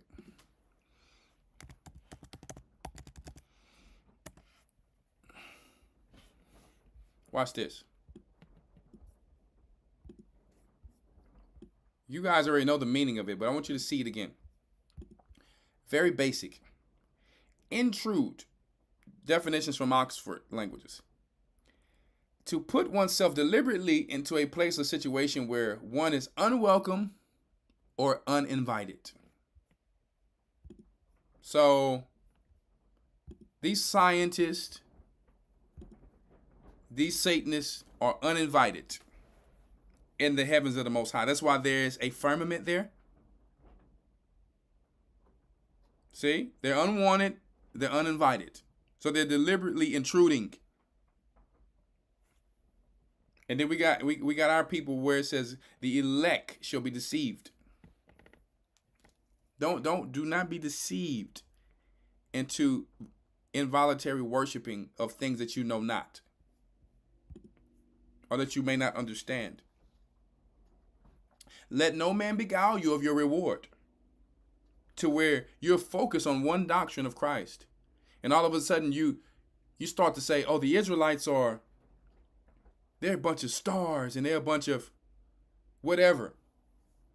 You start calling them, the universe, and you understand, like Chingy and this dude who's telling people don't drink water. What's his name? Yaki Awakens. No disrespect, but, huh? Yeah. You start calling them the stars now. It's, this is that star, this is that birthstone, and let me tell you, no. Let no man beguile you of your reward in a voluntary humility and worshiping of angels. The stars are the angels. Intruding, being nosy. Get your nosy self up out of here. Huh? Intruding, meaning being nosy into those things he had not seen, and it ain't your business. Vainly puffed up by his fleshly mind. Bill Gates. Huh? Well, I think we should. Listen, but that's all, folks. Get up out of here somewhere. Well, Jinkies, my time. Yeah, skedaddle. What's this new dude name? The Tesla guy again? I can't even remember some of these cats' names. Musk. Huh? Vainly puffed up by his fleshly mind. Yeah, we're gonna heal people. We got these bionic arms and bionic legs. Huh? We're starting the Neuralink trials. And our people, guys, we got to pray for them. They believe in this system so much. And they've been hoping we were going to get 40 acres and a mule. Well, we did get this. The Democrats did do this. They did what? They taught you how to dress in a rainbow suit? And they told you turn around and open the back door? And I'll be back again when I'm ready? Do you know, let me tell you guys. There's so much going on with this Puffy thing and the Meek Mills. Let me tell you, I tell a lot of y'all guys a long time ago, and I'm not going to belittle anybody. But I don't really want to hear about these rappers like that. I personally don't. I pray that they all wake up. I'm sure, we've all done things wrong. And I really, truly pray that these people wake up. But I'm going to tell you, somebody sent me something the other day on this Meek Mills and Puffy, and I couldn't sleep that much the next day. I couldn't sleep. It was disturbing. So you have to be careful what you ask for. Be careful what you wish for. You see? Let no man beguile you of your reward. See? Let no man beguile you of your reward in a voluntary humility, like Elder showed on the Patreon in these Hollywood parties. Like they're doing mass level for this eclipse in these rock concerts. Don't ever put a Meek Mill track on for me again. Ever. I used to already hear a bunch of yelling anyway. Every track sounded the same to me, but I still liked the young brother at first because I thought where he was going was good. But when I seen him in that pool and I seen the look on my brother's face, I said, man, I feel bad for that young brother. Meek Mill, if you're out there, brother, you could still turn back, my brother. Repent and turn back to Christ, because nobody just put your name up like that when it comes to some legal matters. Your name just don't come up. Rick Ross, the boss. Hey, brother. Hey, you need to come back too. When I'm finding out about a lot of these young guys, and I know I'm digressing, but because we're talking about let no man beguile you of your reward, they're bouncing these young guys around, man. The Game stayed with Puffy for 2 years, and then Puffy told him, I think you belong with Dre, and I'm like, now the butterfly tattoo and all this stuff I'm questioning. I'm like, man, I'm not, man, I just pray for these brothers, man. I wish they could have read this scripture right here and understood. So we, I pray in time that they come back, because some people want a record deal and they want to be famous, but I'm going to read it to you again. Let no man beguile you of your reward, because your naivety will not be an excuse. They're going to take you to the room of gluttony. They're going to take you to the room of fornication and debauchery. They're going to take you into the room of gossip and murder and envy and jealousy. They're taking you to the room of all these different spirits. And they're showing you all of these different rooms before you have the choice to denounce your God or not. And after you denounce your God, guess what? Your hedge of protection is gone. And so you're wondering why the young guy saw his friend getting forced, because your hedge of protection is gone. The angel of the presence, he don't need to protect you anymore. You know why? Because you've denied your God. You've sold your soul. Huh? You already didn't have the Holy Spirit because you weren't baptized, but now your angel of the presence was there in your conscience to tell you not to do this stuff. Like the one brother said, listen, I can't do this. I'm done with this party. But if you go forth, you don't need to know the Bible to know that people shouldn't be walking around in no mask and no red KKK hoodies. You don't need no Bible for that. You have grown up and watched TV. You've been in school. We are all born with a basic common sense of something to know. I probably shouldn't be doing some of these immoral things that I'm seeing right now. I don't need a Bible for that. I'm sorry. We've been in America. You don't need a Bible for that. We've all seen Christianity. We all have seen basic moral rights. So when somebody tells you, they're literally telling you, and you're acknowledging, what God do you believe? You're acknowledging it. You believe in the Quran? You believe in your God Allah? You believe in Christ? What book do you believe? You believe in, Buddhism? You believe in this? Well, now denounce it. If you go out your way, when the Bible says every word shall be given account of, and you deny it, your angel of the presence is no more there with you. You know who's there now? You know why they give you something else? Because your angel of the presence is gone. It's just watching you now, writing down everything you're doing. It's not there in your conscience to protect you because you've denied it. They give you a handler. That's why every celebrity has a handler. Because their angel of the presence can now not be that voice in their head. Their handler is the voice in their head. Take this drug, do this, do that. Watch them everywhere you go. Your angel of the presence is still watching you, taking note of your sins.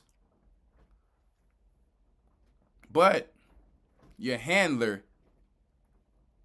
your handler is the one handling everything now. Before it was your angel of the presence. So now, who you gonna run to when they forcing you to do stuff? And who you gonna run to? They like, listen, we the leaders of this government, we the police, we the celebrities, we own this, we own the media. Who you gonna run and tell? We got you on camera. You've given up your hedge. Huh? You're your own God now. You said it. You just said it, didn't you? Save yourself. Huh? But we knew you couldn't save yourself. But we'll give you a handler, though. Now, see, when I was young before this truth, I can't talk about it on here. But, I'm just saying, I kind of heard about that part of it. Didn't fully understand it, but I knew. I said, you know what? I wasn't going to try to go to the parties, but I knew that some of this stuff would exist, and I thought that I was going to kind of be able to, the little stuff that I started to learn, I thought I was going to be able to just kind of rap and tell the truth about some things and still survive. But boy, did the Most High say, hey, bruh, you ain't going to be able to do that. And I think some of these guys think that they can do the same thing, being naive, and then, unfortunately, you get things like what Elder said, raids and stuff like that, where Esau takes out their information of what they dealt with, but then they start putting out tapes and audios of all of our people as if they are not the real culprits in this thing. How do you think that thing with Meek Mill and Puffy got leaked? During the raid. We wouldn't have heard it any other way. We wouldn't have heard that. We wouldn't have not heard that. Meek Mill, where's Rick Rubin? Where's all your billionaire friends now to block that tape from coming out, buddy? You need to come back to your God, because these videos of you in a strip club and you talking about you're doing prison reform and all of that. No, none of us is perfect, but if you are lukewarm, you're gonna get spit out, and they spit you out right now, and they left you out to dry. And you talking about you want to move to Africa? Let me tell you, brother, it's Africa can't save you either. And I'm not saying what's done, what you did and what people done. But what I'm telling you now, that thing that just surfaced, there was just a raid, and there's some things that's slowly getting surfaced out there right now. And it's disgusting. The things that I can't say and talk about.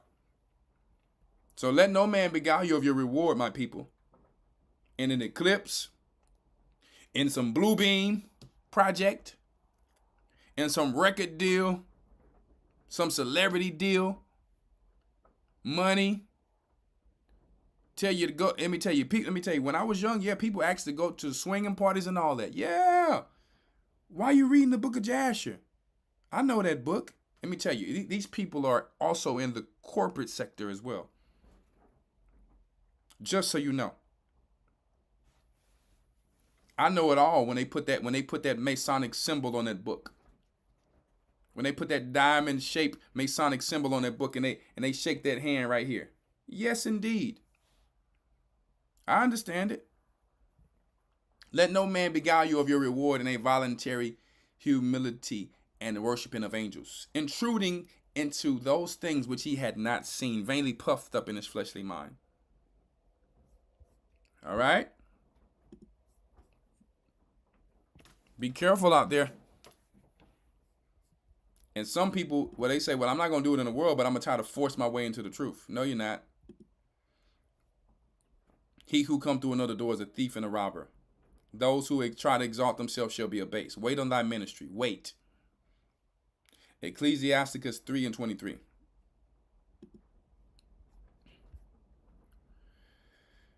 Ecclesiasticus 3:23.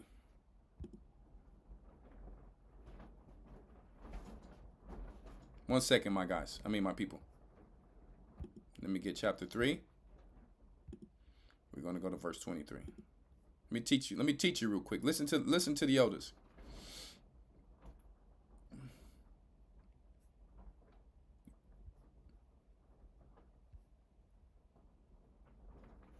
Listen to the elders for a second. I'm going to teach you how this thing go like an old man would tell you, because I grew up around older men. That thing don't exist no more, where you gotta mind your place. I'm going to tell you young men out there who's teenagers who listen, you see elders talking, and we in some type of gathering or something, mind your place and back up. If the elders is talking, don't do that. Because the Bible said that there shall be lovers of themselves. And people who thinks that because they have a talent, that they are something special. You are special, but you're not going to be too special if you don't follow these principles of Christ. You see? We are back to the place where parents put children in their place. That's Christ.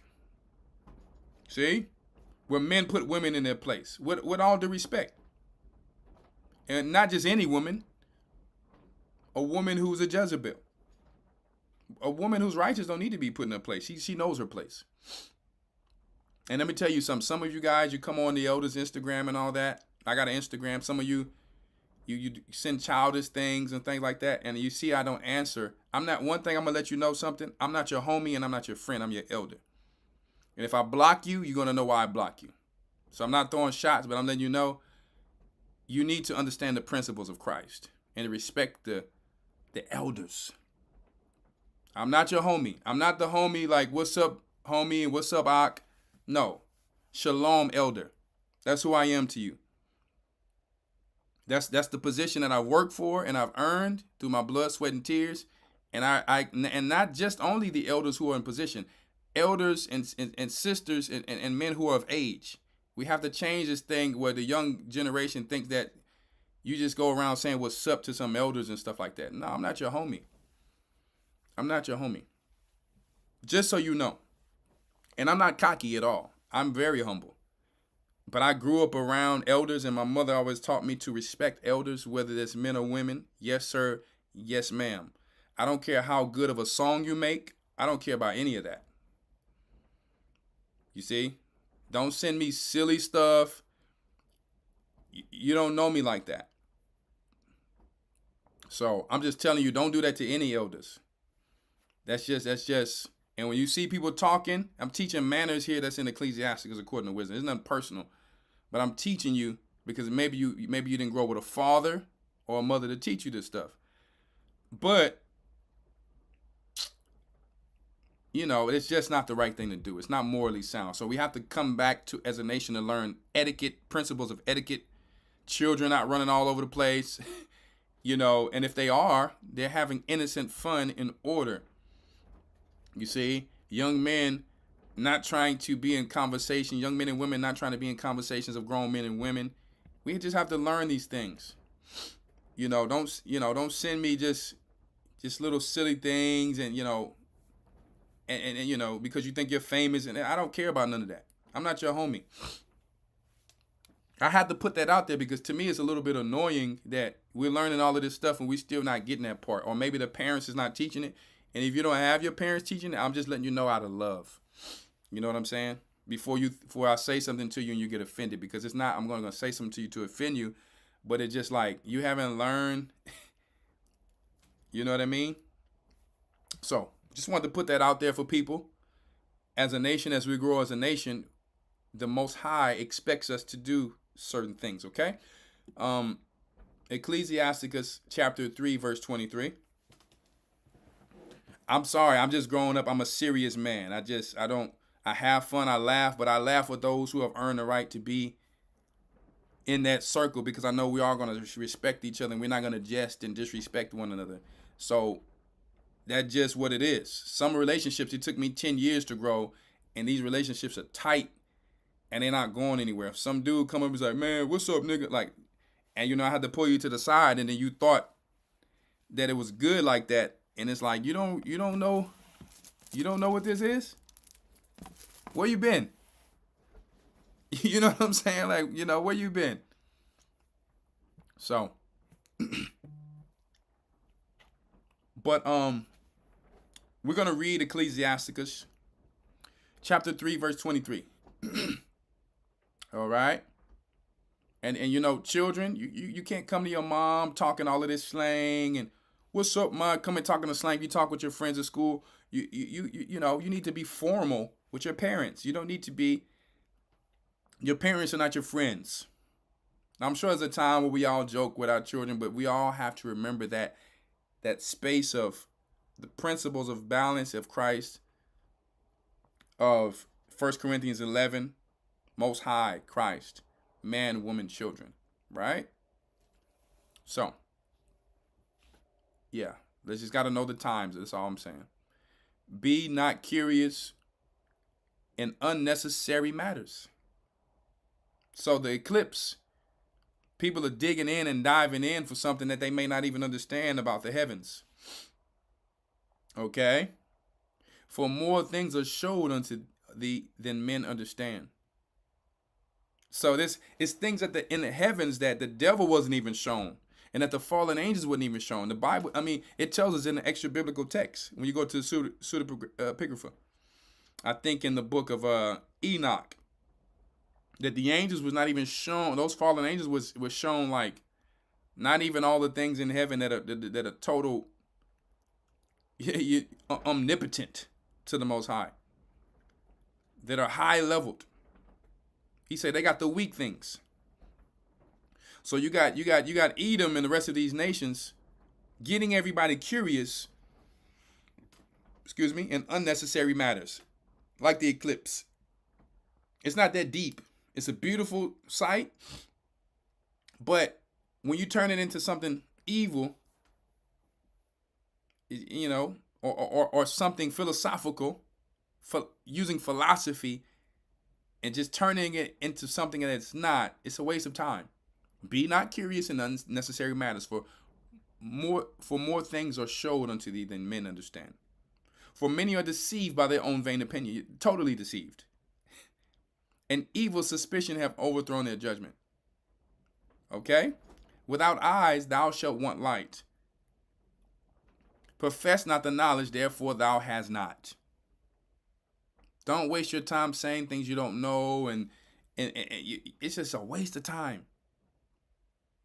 Because more things are showed to you than men understand. A stubborn heart or a mind shall fare evil at the last. So if you don't listen,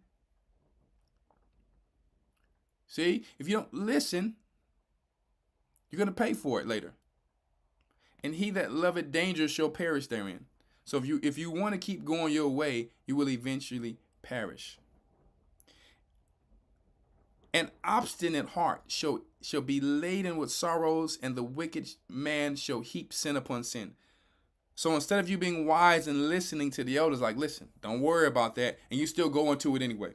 Well, they telling me don't do this, but I think this is what the scriptures say. You pulling dudes on the side and sisters on the side now, you think you deep.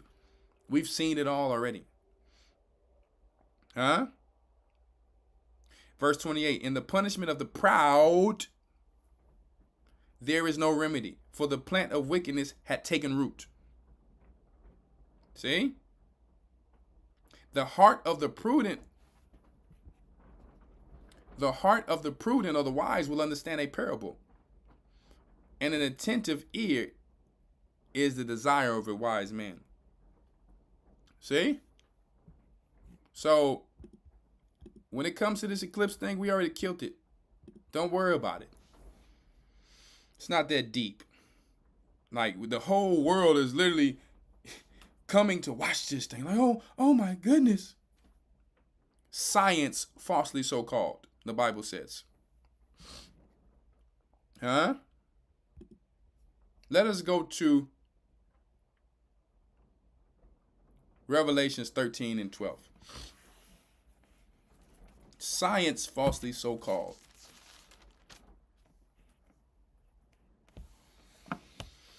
Revelations 13 and 12. All these miracles and this false science. These false miracles, should I say. The tree of good and evil, the deception that the Christian pastors should be telling the people about. Revelations. What did I say? Did I say 3 and 12? I say 13 and 12, I think, huh?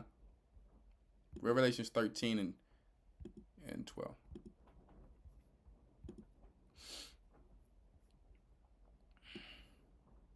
All right, let's see here, guys.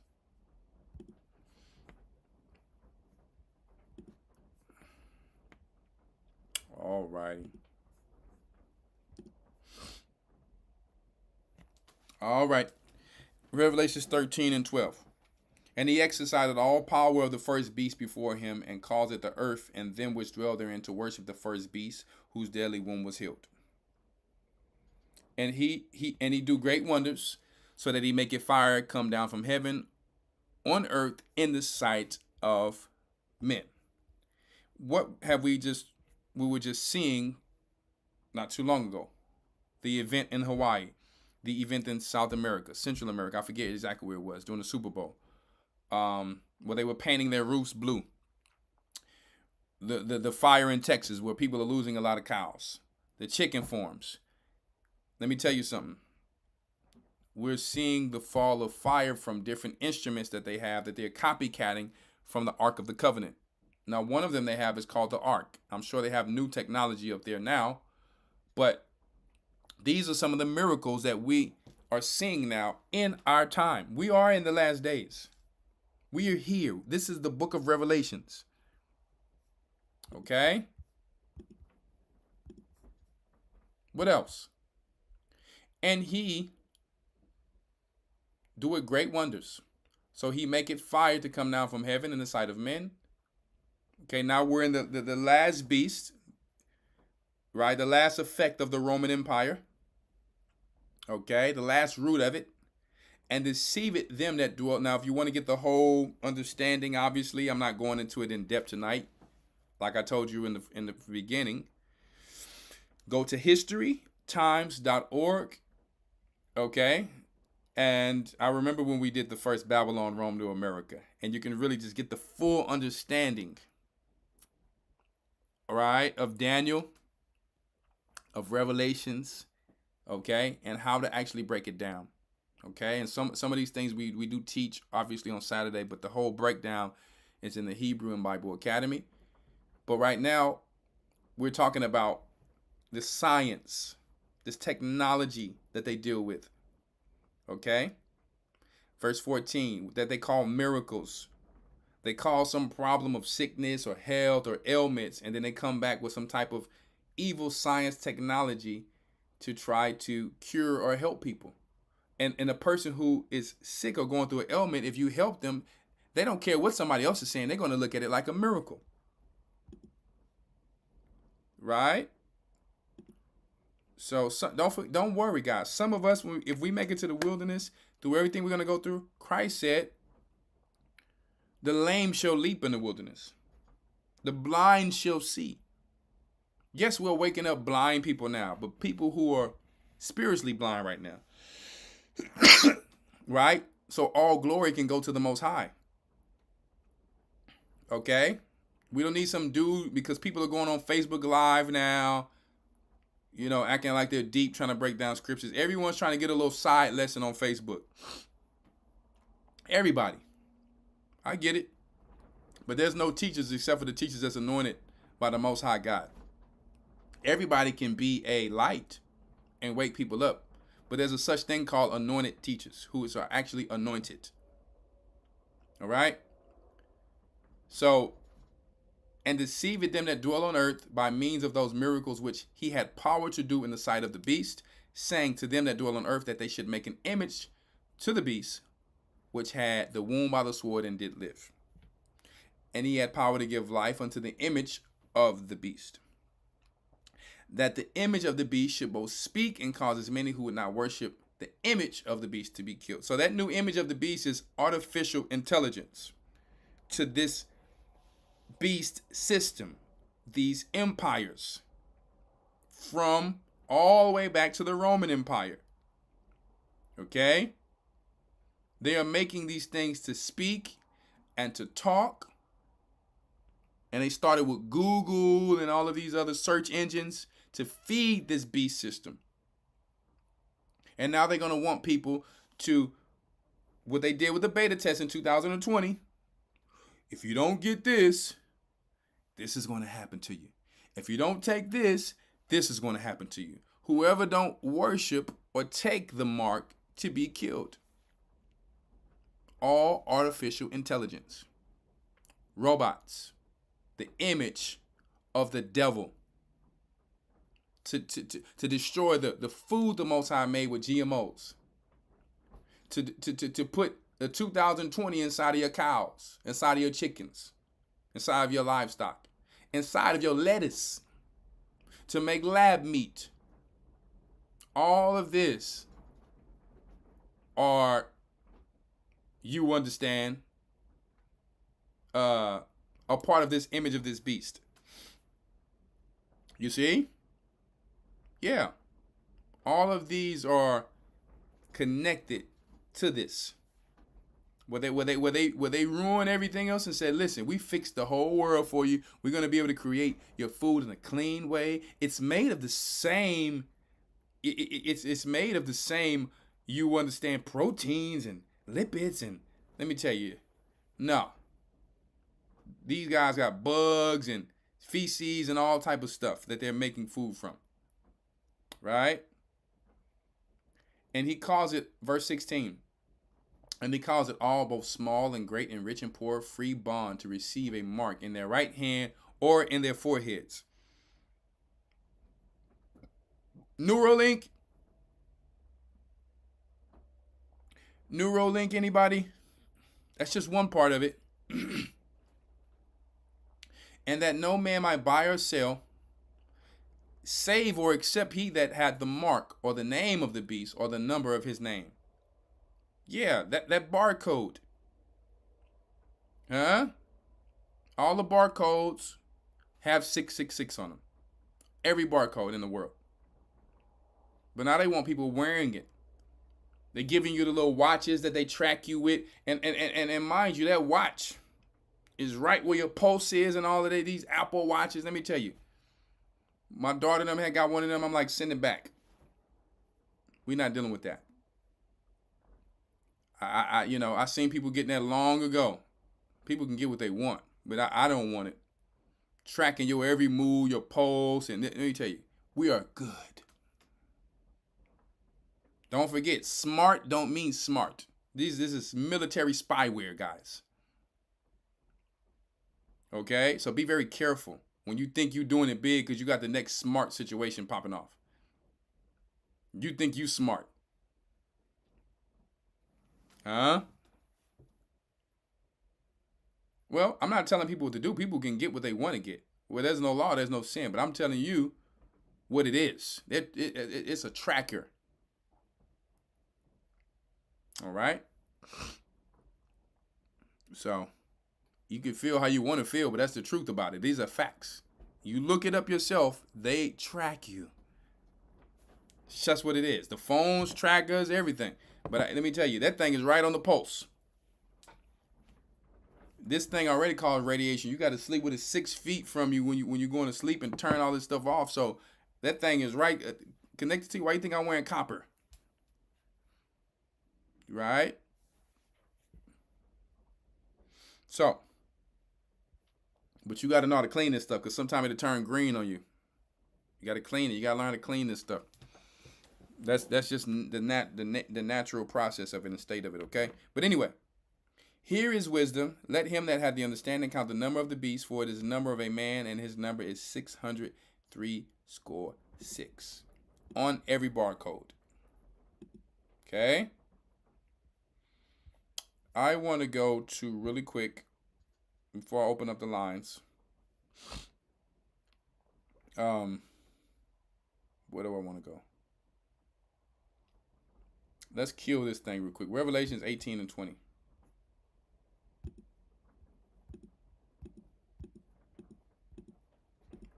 If you ask were we in the end times, that's why I'm going through these scriptures to show you. Oh yeah, we're there.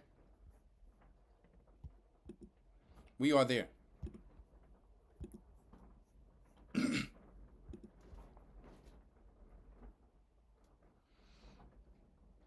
One second, let me see where.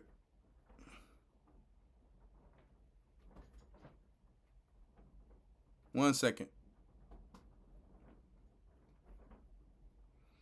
Making sure I didn't go too far down.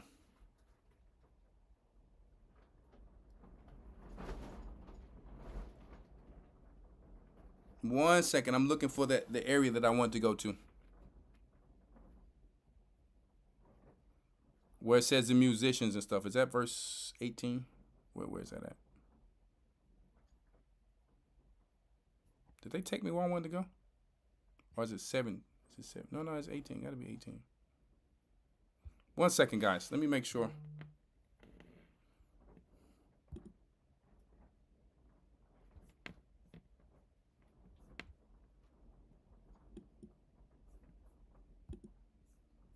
Revelation 17.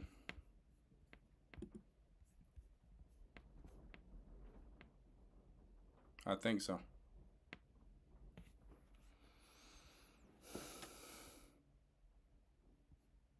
No, that's not. Nope, that wasn't it. I did want to go to 18. Excuse me.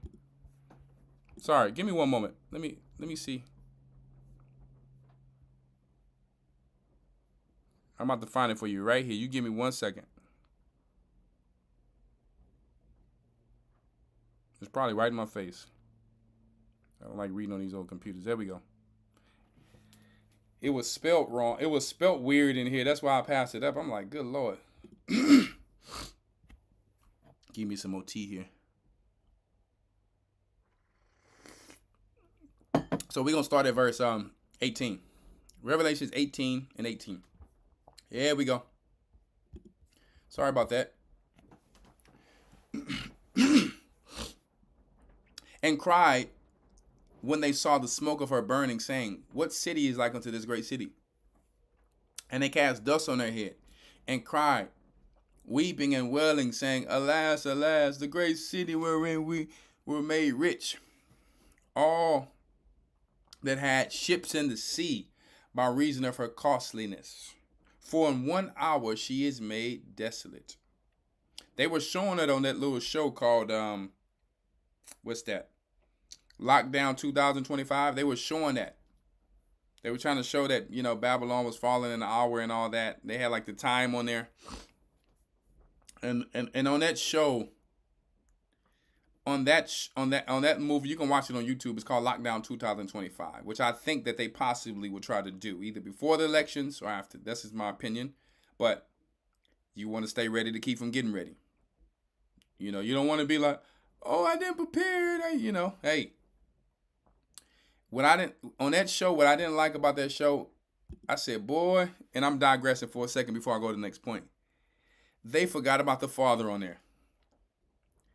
Everybody was treating the daddy disrespectful.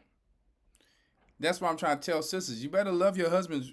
Hey, in that movie, I got a little angry when I watched it. I said, good Lord.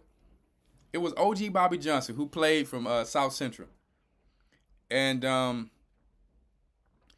he was in a situation where he'd be sitting at the table and I'm trying, I'm giving it away. I don't care. Because, I mean, you just go watch it. You ain't going to be missing out on nothing. He's sitting at the table. Every time daddy say something, the kids looking at him like, mama looking at him disrespectful. I'm like, why are they portraying this man and belittling him in here? Every time daddy say something, the son looking down on him. The daddy tell the son to do something. The son don't want to do it. The daughter, you know, the daughter is looking at him a certain way. The mama looking. I'm like, really? And it just showing like a Lot's wife type of situation. It was literally showing that in there. That the world was ending. They had the time clock on. At the end of the movie, you have some man coming through, knocking on his door. And they like, who the heck is that? Who in the Hades is this? Knocking at this time with all of this going on. A real man gonna go to that door. You already know. He gonna go with something that's gonna, get your mind right. You see, he gonna put it on the left, and then he gonna get your mind right. But I'm gonna leave that there. But the guy comes in the door, and he lets him in, and it's a man who had a baby by his current wife. He didn't know that baby wasn't his. The man who was currently married to the woman, he didn't know that baby wasn't his. So, I hate that I'm giving up the movie, but this is important to bring a point. She had a baby by this other guy who's knocking on the door. The whole time, the whole family is lying to the father about it. Come to find out, the daughter knew, his older daughter knew who is his, and his son knew. So I'm going to tell you something right now. The mama would have had to go. The daddy would have had to go. And the baby. Unfortunately. You all got to go. Bye-bye. And this is what I'm learning. The world makes the black man feel bad about. You can lie to him and treat him a certain way.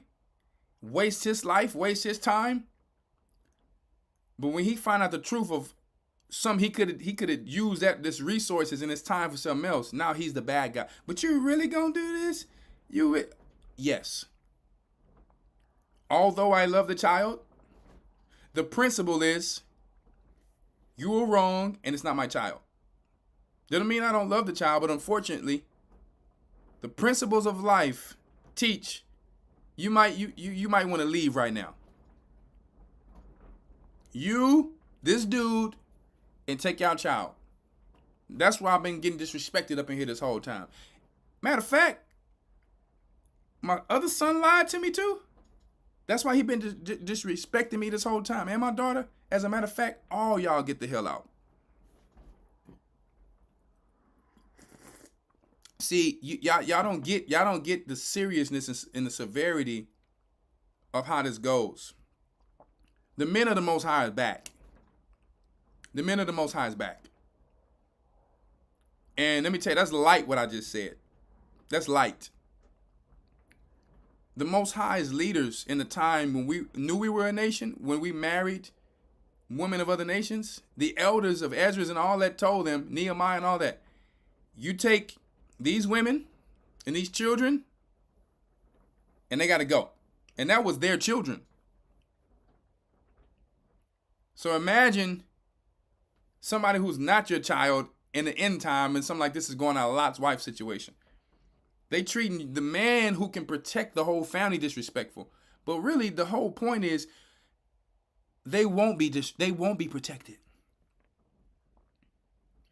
Because the reality is they're all holding on to a lie, and liars shall not enter into the kingdom of heaven. This man working hard for his family can't even get the respect of his household. See? So the Bible tells us that when we have children, don't be happy about having a bunch of evil children if they're evil.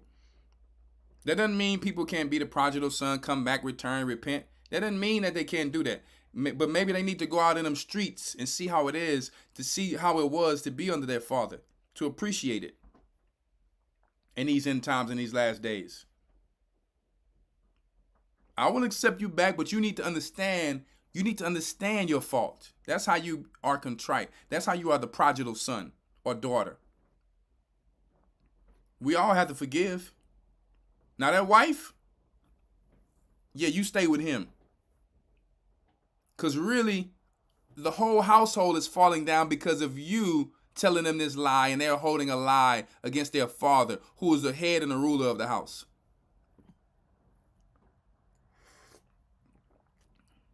So now, in this time, we all need to get our houses back in order. We're in the last days, and they're going to be a lot of Lot's wife scenarios where Lot had to leave some of his children behind and his wife behind because their mind was still set back on the world. I'm not saying it to be mean. I'm not saying it to be. Listen, one thing you need to understand about the elders. We love women. Women are beautiful. Women represent the Holy Spirit. We would not be here if it wasn't for women. We have mothers, we have grandmothers, we have daughters. So when you get some sisters coming around talking about, they always talking about women. No, we're not. We're talking about Jezebels. And when we're talking about them, we hope that they can put the shoe on and be contrite, repent, and change and come back to learn to be a virtuous woman. We don't get any glory out of beating men or women down. But the truth is the only thing that will set a person free. That's the Bible. The truth shall set you free. James 5. Confess your faults and ye may be healed. See? That's an equation. Confess, be contrite, equals you will be healed.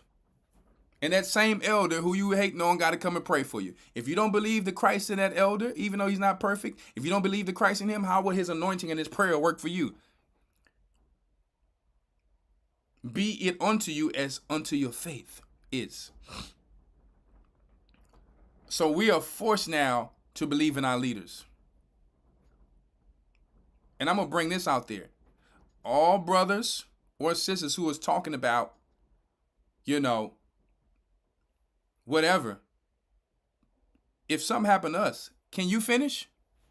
Can you finish leading God's people? Do you know what it is to lead God's people? I think not. I'm going to tell you I know not. I know not. It's a few men who I know on 2 or 3 hands who I know can finish this thing. And when I say finish, I mean finish. So we have to get our minds together. We are in the last days. This is not just go to this precept, go to that precept. Listen, you need to understand how to manage, run business. You need to understand economics. You need to understand the whole scope of this thing. This is not just some precepts and standing on a corner waking some people up. You need to know how to keep them. You need to know how to produce fruit with these people. How to let these people not give up when they're trying to give up. It's way more than just teaching some precepts. In the last days, this is what we're going to need. Order, good leadership, because you're going to see the rebels in the wilderness. You will. It's a lot of weird stuff going on. I come back, boy. All I would say is I've been seeing some people who I didn't expect to see. I said, Lord, these people going to be in the wilderness. I said, what's the chances of that? Me running across these people. Now, they didn't see me. But one of them seen me and he turned his head. Because he know what it is. And I don't mean that on no beef. I'm just saying they know I'm a good brother. And I mean business about this. Because I wouldn't have did nothing but say, how you doing? Shalom, you all right? All praises. But at the end of the day, we make our choices. We make our choices. Let's talk about it. Let's talk about this here. So, we're in a time where everything is getting exposed, like the brother Cat Williams said. Well, the Bible been exposed it. But we're seeing it play out. Revelations 18:18. And he cried, and they saw the smoke of her. As a matter of fact, jump to verse 20. Jump to verse 20. Excuse me. Rejoice over her, thou heaven, and ye holy apostles and prophets, for God had avenged you on her. And a mighty angel took up a stone like a great millstone and cast it into the sea, saying thus with violence shall that great city Babylon be thrown down and shall be found no more at all. And the voice of harpers and musicians and pipers and trumpeters shall be heard no more at all in thee. Because they're all getting exposed as to who they really were. No one's going to be focusing on music anymore, except for the music of the righteous. Because all of your favorite rappers and actors and celebrities and pastors, everybody is getting exposed. Now the sons of perdition is getting exposed too. But they trying to keep the attention on our people. And the voice of harpers and musicians and of pipers and of trumpeters shall be heard no more at all in thee. No craftsman of whatsoever craft he be shall be found any more in thee. And the sound of a millstone shall be heard no more at all in thee. And the light of a candle shall shine no more at all in thee. And the voice of the bridegroom and the bride shall be heard no more at all in thee. For thy merchants were the great men of the earth. For by thy sorceries were all nations deceived. And in her was found the blood of the prophets and the saints and all of that was slain upon the earth. Yeah, that's why you see everybody getting exposed. We're seeing it playing out now, and it's going to get played out fully.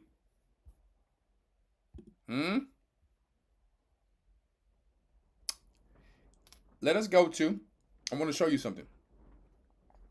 Revelation 17:12. Why am I going here? You're going to see why. I'm going to show you how they're posturing against this place. You are in the end times. If you didn't know, if your pastor didn't tell you, you are in the end times. You are in the end times. We're going to keep proving it to you.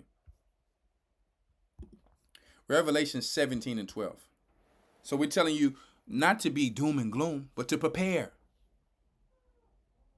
The kingdom of heaven is at hand.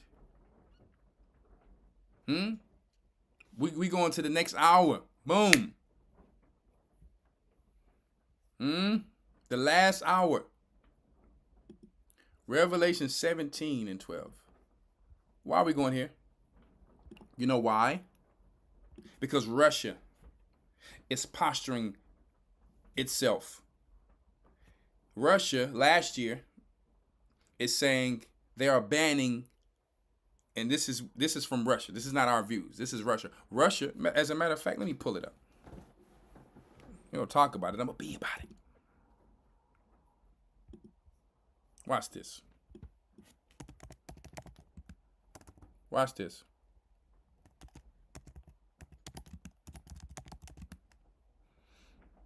Russia is banning. Let me show you what they're banning. Go here really quick. As recently as 2020, Vladimir Putin signed into law the Food Security Doctrine, which banned import and distribution. This is for fair use and educational purposes only. Which banned import and distribution of GMOs for planting, and prohibited raising and breeding animals whose genetic code has been engineered. The only exception is the import of planting and breeding of GM crops for research purposes. Yeah, they'll let them in for research. You know why they'll let them in for research? Because Esau is all working together to still allow this stuff over here. You see things that are going on in Europe. Certain products in Europe. Certain things that are in America are banned in Europe. Huh? So the 10 horns is posturing itself against this place, the daughter of Babylon. So they're allowing all of these toxins to fill our bodies. The chlorine in the water. You see, we need to start bringing filters with us when we travel. When you go to the city water, because sometimes we'll go and that'll get us sick. You're brushing your teeth at these hotels. You see? You're getting hit with, because I'm on well water. So when I travel to somewhere else, I'm not used to this city water anymore. So sometimes that will get us sick. It's going because your skin absorbs. See? So I forgot to bring my filter. So I'm eating food from different places and they got different water and all different type of stuff. So, we have to be wise because these other countries are posturing against America, allegedly. Okay? And they are banning lab meat. They are banning, let me show you. I'm not making this up. Russia banning. Listen, I'm going to bring that up too. Let me show you what's going on with the 10 horns. They've been doing it for years. Banning high fructose corn syrup. They have better chocolate in Germany and Europe. Banning so many over-processed things that they put in our foods, guys, that cause all sorts of ailments. And autoimmune things.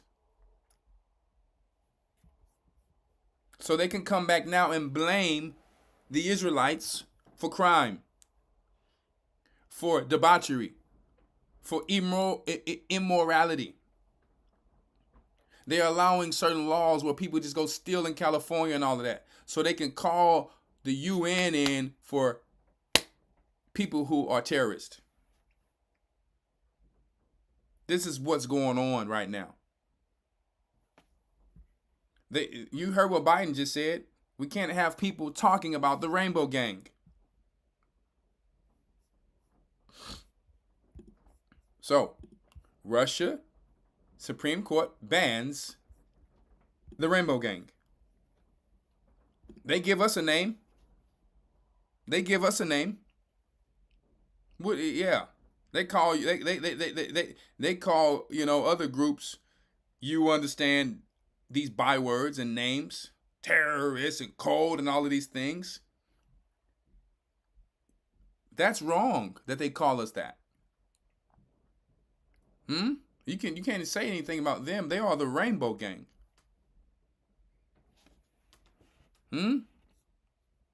Yeah. Rainbow Gang and the Rainbow Mafia is banned in Russia. What happened to over here? Why are we taking a different stance over here? See? I'm going to tell you guys. I'm about to show you in scripture. Listen, this is not a game. Italy.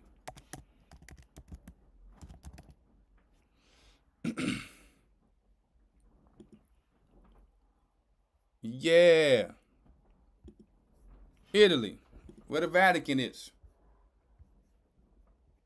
the first country to ban cultivated meat, the kind grown in laboratory. Fair use. Educational purposes only.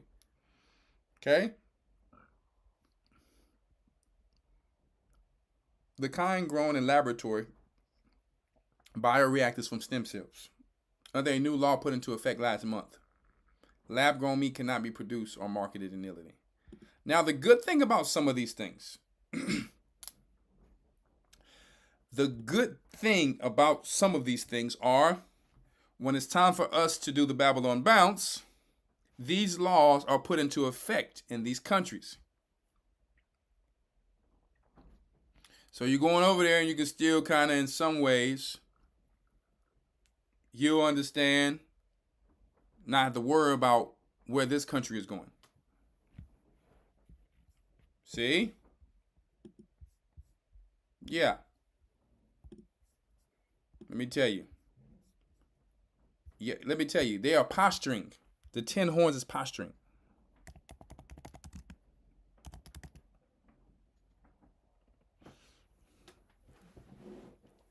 They are posturing.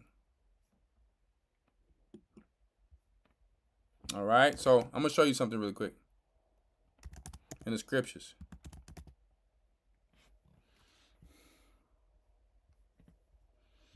So they're banning all types of things while over here they letting it ride.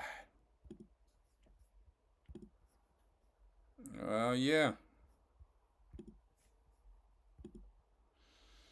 Revelation 17 and 12. And the 10 horns which thou sawest are 10 kings which have received no kingdom as of yet, but receive power as kings 1 hour with the beast. They have made one mind and shall give her power and strength to the beast. Give their power and strength to the beast. They shall make war with the Lamb, and the Lamb shall overcome them, for he is the Lord of lords and King of kings. And they that are with him are called chosen and faithful. Right? And he said unto me, the waters which thou sawest where the whore sitteth upon are peoples, multitudes, and nations, and tongues. And the 10 horns which thou sawest upon the beast, these shall hate the whore, and shall make her desolate, and naked, and shall eat her flesh, and burn her with fire. So the world banks shall make her naked. They owe her. They are in debt. They shall start to cause famines. We see all types of bridges falling all over the place. Yeah, when it comes to trade, economics, and things like that, right? So this purposed demolition and destruction is going on. It's prophesied in the Bible. We are here. And shall eat her flesh and burn her with fire. So eventually a war would happen. For God had put it in their hearts or their minds to fulfill his will, and to agree and give their kingdom unto the beast, until the words of God shall be fulfilled.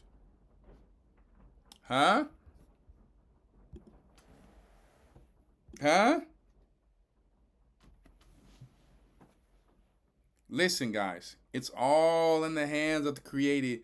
What he allows shall be allowed. We go through Jacob's trouble in the Hunger Games to see who shall come out strong.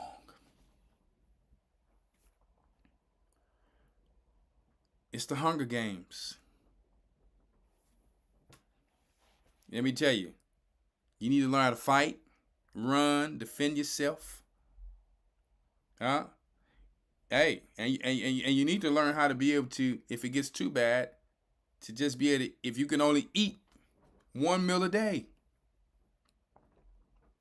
So some people be terribly terrified if they had to do that. We've done it already for years. Now, I don't do that now, but let me tell you, I have such a high metabolism, that's really not a problem for me. It doesn't bother me at all, zero. I got a different purpose right now. I need to fuel myself to do different things right now. But in that time, if I have to, that's what I'll do to preserve my food and my rations. Okay? So, you got to think about all of these things, my people. So, let me see. I'm going to go into one last thing really quick. 2nd Ezra, chapter 16. I'm getting a little tired here, but it's okay. I'm going to be pretty busy for the next few months. I'm going to be pretty busy trying to get things back up in order here. So keep me in prayer. Keep my strength up, my energy. You know, the elders are made for it, so. I said 2nd Ezra. But you need to prepare yourselves. You need to prepare yourselves as a church, not to be weak, but to strengthen yourselves. Don't forget what he told Ezra when he was fasting. He told him, stand up on his feet like a man, even in his weakness. We have to remember who we are. It's coming a time in a famine where we need to prep. It's coming a time of dark times where you're going to swim or you're going to drown. Well, some people may lose their jobs. Or you're getting in front of, if I lose my job, do I have something, should I transition to get some online? Or should I transition to this area? Should I transition to this business? Because AI is going to do this. It's coming a time for different things like this. See? Where you think that the elders are messengers. The elders are teachers. The elders are prophets. When did you see the prophets they telling the messages to the people, but when the people went through something, did the prophets pay for their rent? Because they couldn't pay their rent? Did the prophets was handing out checks and money? No. This is your kingdom, people. This is your kingdom. What will you do as a people together? We lead, we guide, but what will you do? Will you be like, what are we going to do? We've been telling you, we are the messengers. We are not the government handing out, we're not the social system. We are not the bank. Some Israelites is coming into the church thinking that the church is a bank. No, the church is Christ's church. There's laws. Yes, you must pay your 10%. That's a law. That's just a law that you must follow. It's like washing the dishes. You don't get praise for paying your tithes. You're supposed to pay your tithes. There's no praise that's needed for paying your tithes. You're supposed to. It's thanks and appreciation because everybody don't do such a thing. So that's appreciated. It's very appreciated to people who's believing in their God who they can't see. That's much appreciated because much people are full of talk and they take a seat but just come to listen to the gospel as a song. And they don't come to put their brick in the kingdom. And they hear the same lessons over and over. And then they still do the same thing. You've gotten your gifts. You've gotten your blessings already.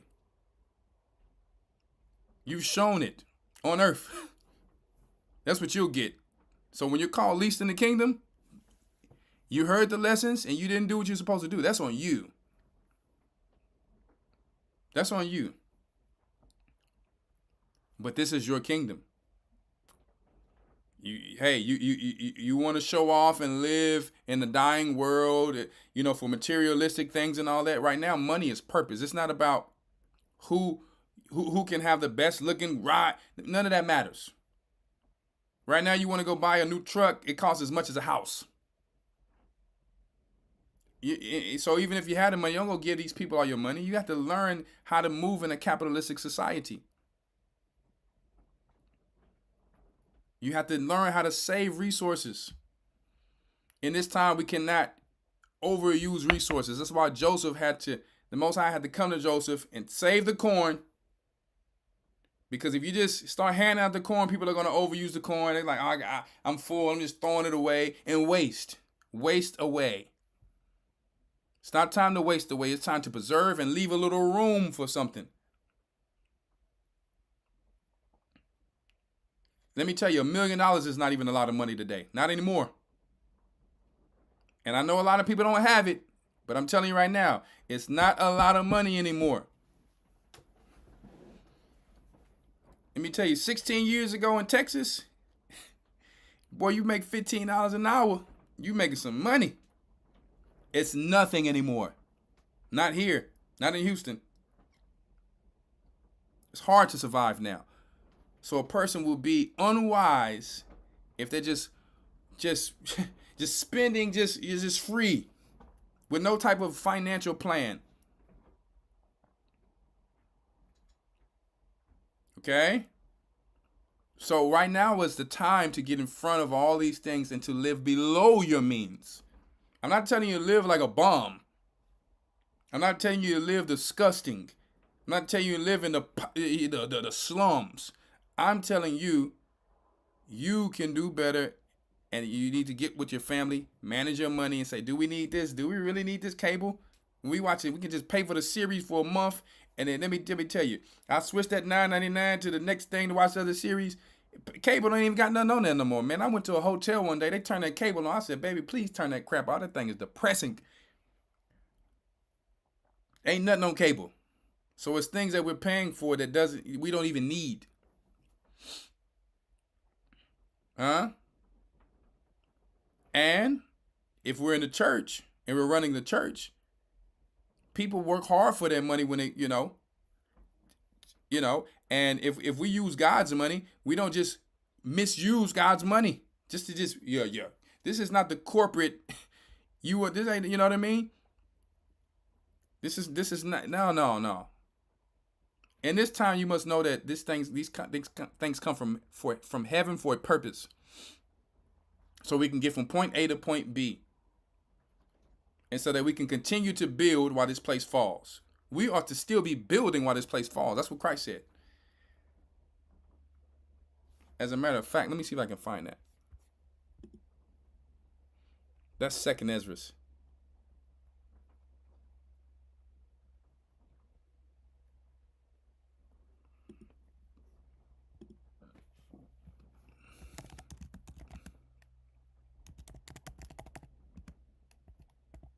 Let me see if I can find it. I'm going to show you. There we go. 2nd Ezra 13 and 35. Watch this.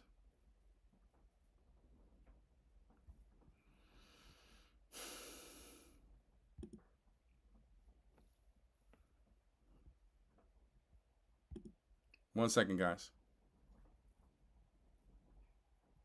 Yeah, you got to see this. I'm showing you that we're not just to lie down. We to fight spiritually and do the best that we can. And the spiritual must be manifested in the physical. One second, let me get this ad out of here. Good Lord. 2nd Ezra 13 and 35. But he shall stand upon the top of Mount Zion, and Zion shall come and shall be showed to all men, being prepared and builded like as thou saw the hill graven without hands. And this, my son, shall rebuke the wicked inventions of those nations which for their wicked life are fallen into tempest. Okay? This is not talking about, guys, this is talking about the same rock or hill that Daniel was talking about, or the stone graven without hands. This was talking about us. The battle axe of the Most High, the children of Israel, Zion.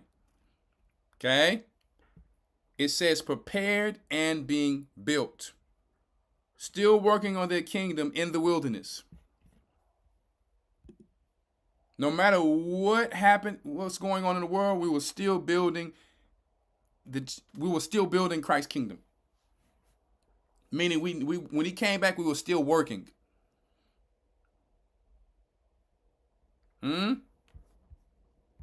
Yeah. 1 second.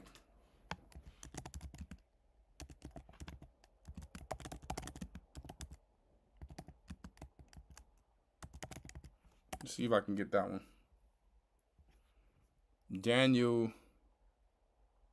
2:34. Same thing was told to Daniel.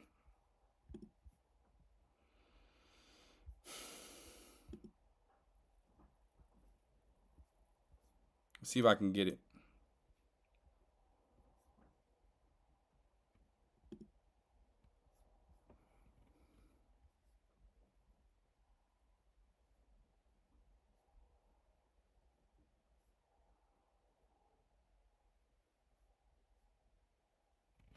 Okay, yeah, here we go. Let me tell you something, boy. This Bible is powerful. Daniel 2:31. Thou, O king, sawest and behold a great image. So we just talked about, all right, the hill or the mountain graven without hands. So what I'm telling you is, we can't make no excuses. We will be working till Christ comes back. We are his battle axe and his weapons of war. We're not gonna lie. How is warriors supposed to be taking down what it's saying according to prophecy? And we've lied. We've laid down, and we just depended only, on resources and finances, just from our elders. No, this is your kingdom. That's what Christ said. Christ could have gave you everything himself. He said, no, this is your kingdom.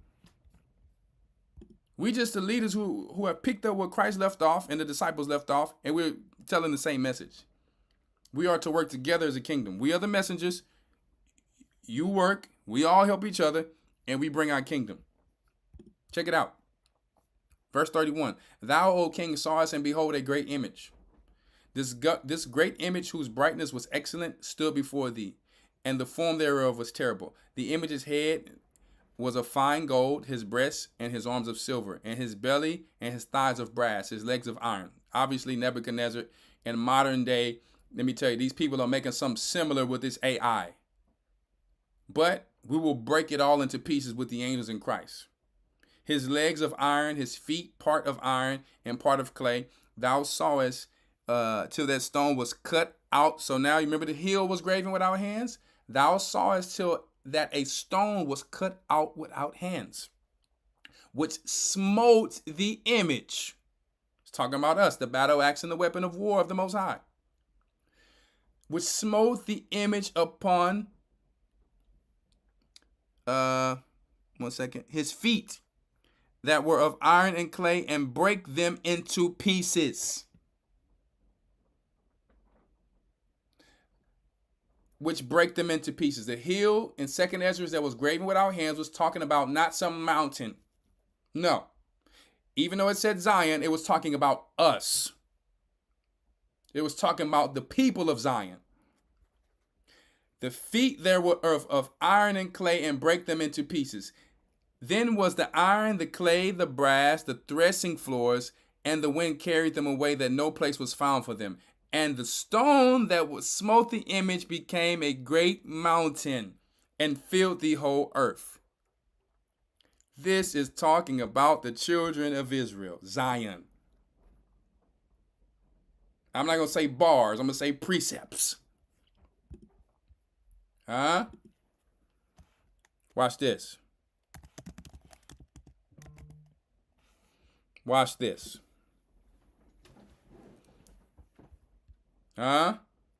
Jeremiah 51:20. See? How you smash something if you lay down, if you cower it out because the world is ending. No, we must fight for our kingdom.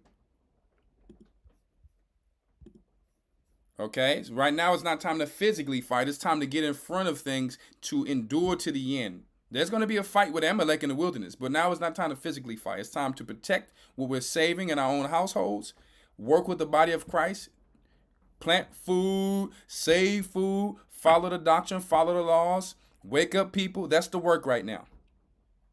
Okay? not to fold. The work is not to fold and say, woe is me, and lie in the corner somewhere. See? He that endured to the end, the same shall be saved. Don't forget that part, right? So I'm just putting it in perspective for you guys. Don't worry about how the message is coming out. Just try to pay attention to it. This is just my personality. All right? So, thou art my battle axe and weapons of war. For with thee, this is Jeremiah 51:20, will I break in pieces the nations. Do I need to take it back to Daniel for you? Who was breaking the image? Will I break in pieces, will I break in pieces the nations? And will I destroy kingdoms? Nebuchadnezzar represented the kingdom of Babylon. Now they're bringing another image of that same beast in a new way with artificial intelligence. That's why they call it the daughter of Babylon. Same thing is repeating. The devil uses the same tricks. And with thee will I break in pieces the horse and his rider. So now that it's not going to be a horse and his rider, it's going to be an AI. And let me tell you, I've seen a video Elder Rock put up. It was some machine. This thing, it was a drone. The drone got up like this and whoosh. Let me tell you, a normal human wouldn't be able to fight against that. So if you're not in Christ, for Christ to put a spirit on you of war and might to be able to fight against this like an angel, you wouldn't survive. Okay? You can do all the push-ups you want to, and we should do that. But the flesh would not be able to fight against something like that. So we need this. We need the Most High's help. All right? And with thee will I break in pieces the horse and his rider, and with thee will I break in pieces the chariot and his rider. The new chariots of today will be artificial intelligence.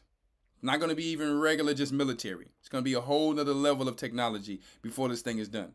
And with thee will I also break in pieces the man and women.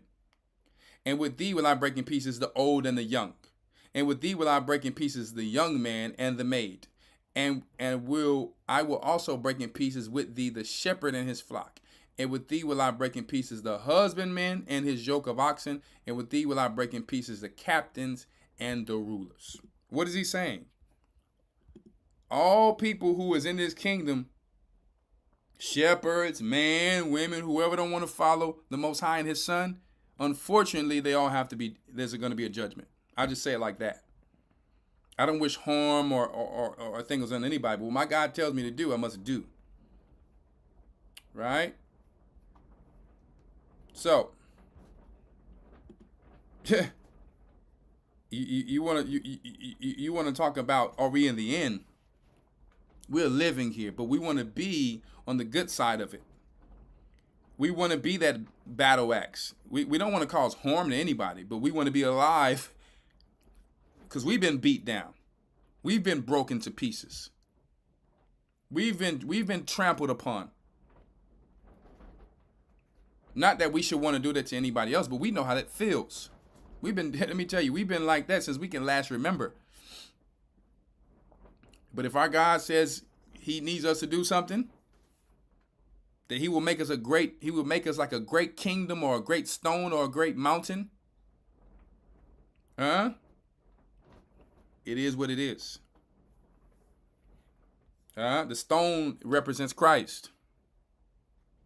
Okay. So, last scripture.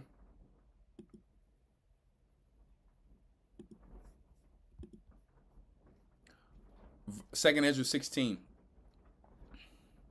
Woe be unto thee, Babylon and Asia. All these empires who are causing this so-called one world order, unto Egypt and to Syria. Gird up yourselves with clothes of sack and hair. Bewail your children and be sorry for your destruction is hand, because there will be a war. You actually know we in the end times in the last days? Oh yeah, you see it. A sword is sent upon you, and who may turn it back? A fire is sent among you, and who may quench it? Plagues are sent among you, and what is he that may drive them away? May any man drive away a hungry lion in the woods? Or may any one quench the fire in stubble? when it had begun to burn? May one turn again the arrow that is shot of a strong archer? The mighty Lord sendeth plagues, and who is he that can drive them away? None of our hope can bring back this place. It is prophesied for destruction. Huh? None of our hope can bring this place back. BCAAs, get you some. KIIYsupplements.com. Okay? Verse 10. He shall cast lightnings, and who shall not fear? He shall thunder, and who shall not be afraid? The Most High is like, listen, these times are coming. Face them. Stay alive in them. People have to be alive, guys. They can't just fold. How do you think people are going to get to the wilderness? They must stand in their place. You walk in your church and take a seat. Don't think you just sitting down and just listen to lessons and say, praise the Lord. What are you going to do about it? What's the talent that you're going to use? What part of brick are you going to put in? What part of mortar are you going to use to put that brick in? Huh? Come on now. Come on. What tools are you going to use? You mean to tell me you came to fight? You mean to tell me you came to fight and you didn't come ready? Because when you come in my church, I'm putting a sword in your hand, a double-edged sword. And guess what? Whoever put that sword down is not fit for the kingdom of heaven. See? That's men, women, children. I'm just saying the mindset. We all got to be in order in Christ. One mind. No negativity. Praising the Lord together. Encouraging one another. Motivating one another. No hate. Right? Knowing if your church is struggling and you balling out and you've been hearing a tithes lesson coming out, you still ain't paying tithes. But then when they say, well, you might want to watch from home because you're just taking up a seat. And now they the bad guys. But you claim to be a law keeper. That's a part of the law. It's a part of the law when you come to 3 feasts, Passover, Tabernacles. Huh? Yeah. It's a part of the law when you come to some of these main feasts that you come not empty-handed. Why they always talk about money? The Bible says that. Aren't you not a law keeper? Did you think that, elders don't be getting sleep and all that trying to do this stuff? You are, and the more you do it, the more blessed you become. You become more blessed than us. Paul talked about it. So he said, I'm not going to complain. I'm going to go build tents. Okay? So we all have to step up to this to be that hill graven without hands. That stone graven without hands. Right? So you don't look up in the time to come and say, what have I done? All of these lessons came out and I was just sitting there just saying, praise the Lord, praise the higher. Those are just words. They're good words. But faith without works is dead. Verse 11. The Lord shall threaten, and who shall not be utterly beaten to powder at his presence? Are you kidding me? The Lord shall threaten. He's the only one who can talk mess because he can be about it. The Lord shall threaten, and who shall not be utterly beaten to powder? Good Lord of mine. The earth quaketh, and the foundations thereof. The sea ariseth up with the waves from the deep, and the waves of it are troubled. And the fishes thereof also before the Lord, and before the glories of his power. You're talking about a tsunami right here. For strong is his right hand that bendeth the bow, and his arrows that he shooteth are sharp, and shall not miss when they begin to be shot into the ends of the world.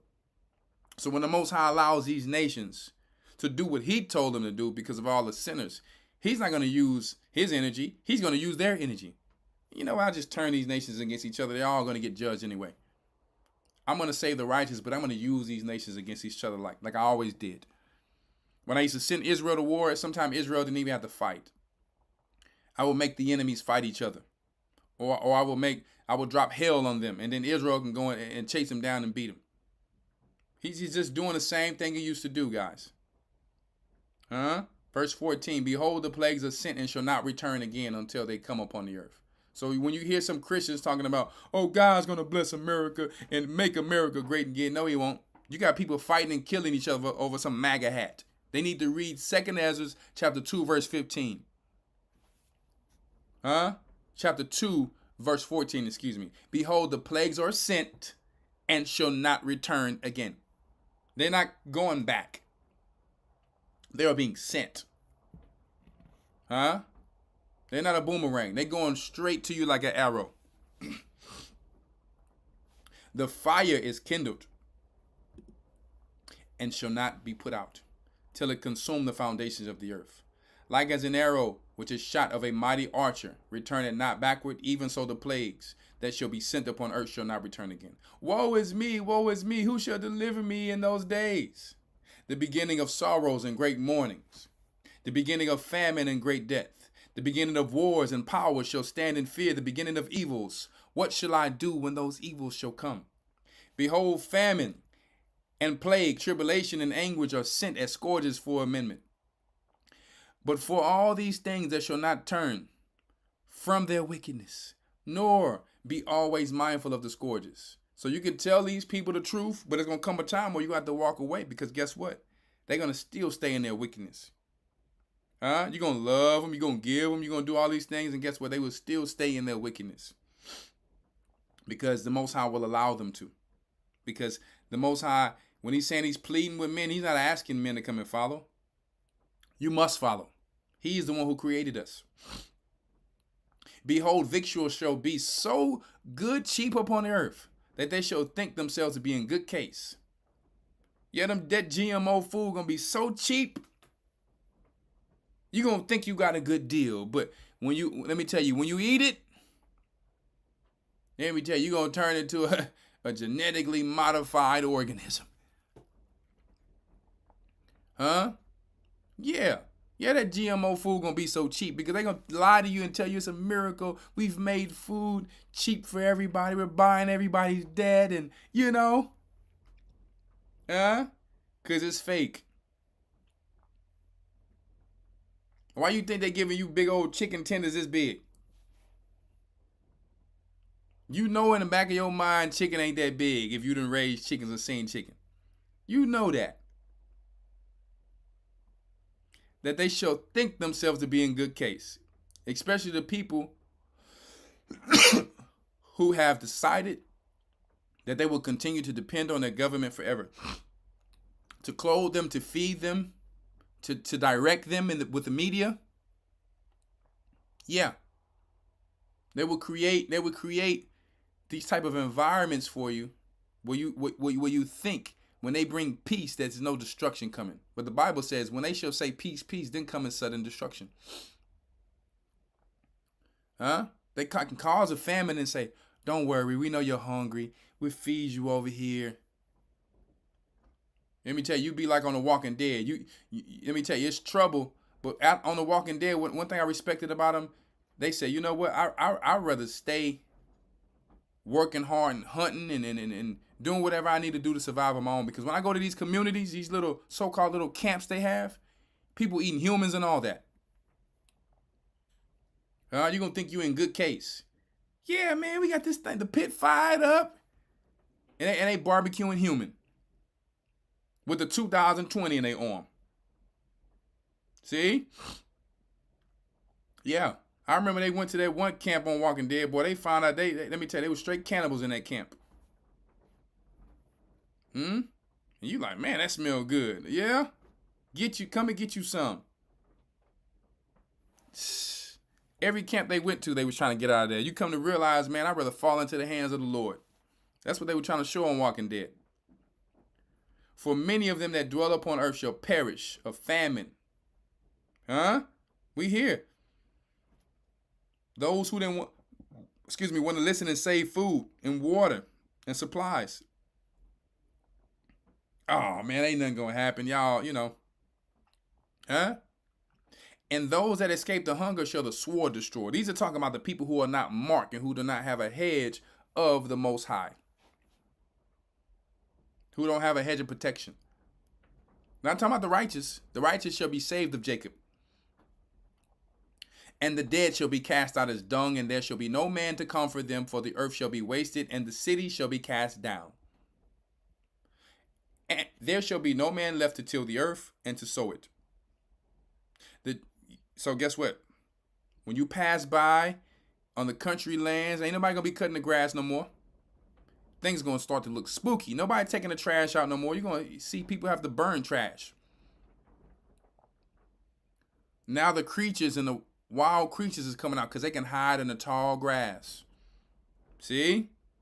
So it's good to have you something that can cut that grass, like some animals who can eat that grass, your little sheep, your little goats, or even an old school lawnmower that don't have, gas with it, just to have it on the side. These are just ideas. Because some people think that it's going to always be gas available. It won't. It will not always be gas available. Okay? You store as much as you can, but unfortunately, listen, Most High gonna see us through, don't worry. But I'm saying don't be sitting out here empty. Do the best that you can do. I don't need to be going to people who only living in apartments and they going up and they think, I'll listen to you, Elder. They got total diesel stored up in the corner somewhere. Their whole house smell like gas. Nah, I'm not saying like that. You got to do the best you can do. We might have to get you and move you somewhere else or something like that. But listen, just do the best you can do. Apartment people come up in that thing. You have 4 bedrooms. You barely got a living room because you got things stored all up in that thing. They like, man, what the heck is going up in here? And they kicking you out. Who gonna help you move all that stuff up out of there? So, that's where you got to be wise and maybe have your little storage somewhere. Or pay somebody to, well, I ain't gonna say pay nobody. You can't trust people. Maybe they ran off with your stuff. There shall be no man. And you got to be careful in the times of trouble because people watch people who go to storages because they know some people going to store some things in them storages. So I'm just saying we really got to think this is a chess, spiritual chess. There shall be no man left to till the earth and to sow it. The trees shall give fruit. Who shall gather them? Everything is going to overgrow. The grapes shall ripe. Who shall tread them? For all places shall be desolate of men, so that one man shall desire to see another and to hear his voice. Book of Eli. I Am Legend. For of a city shall be 10 left, and of two of the field which shall hide themselves in the thick groves and the clefts of the rock. So I pray the Most High before this, gets us in the wilderness together. Well, these people who didn't listen, hey, they going through this stuff. And guess what? But if we do go through it, the Most High gonna see us through it. But I know the Most High said He gonna save Jacob, so I'm not too worried. We just gotta endure to the end. Let me see where I want to go, because this is going into the Walking Dead situation. People searching the houses. You know what? Now let's go into it. As in the orchard of olives, upon every tree there are left 3 or 4 olives. Or when a vineyard is gathered, there are left some clusters of them that diligently seek through the vineyard. Even so, in those days there shall be 3 or 4 left by them that search their houses with the sword. People are you got military going in there, checking to see if people in there. You got scavengers going in the houses so they can try to find what they can eat to get them from point A to point B. Straight Walking Dead scenario. So you want to get mad at me because I tell you to work out because you allowed yourself something? It's okay. We all made mistakes. We all got comfortable. We all got lazy. We all can do better. You want to be mad at me? Be mad at me. But at least I love you, and hopefully the truth can set you free. Because the last thing I know you want to do is be getting chased by some dogs on I Am Legend. I seen this one Arab dude trying to run from that elephant. Man, that elephant could have stomped his head out.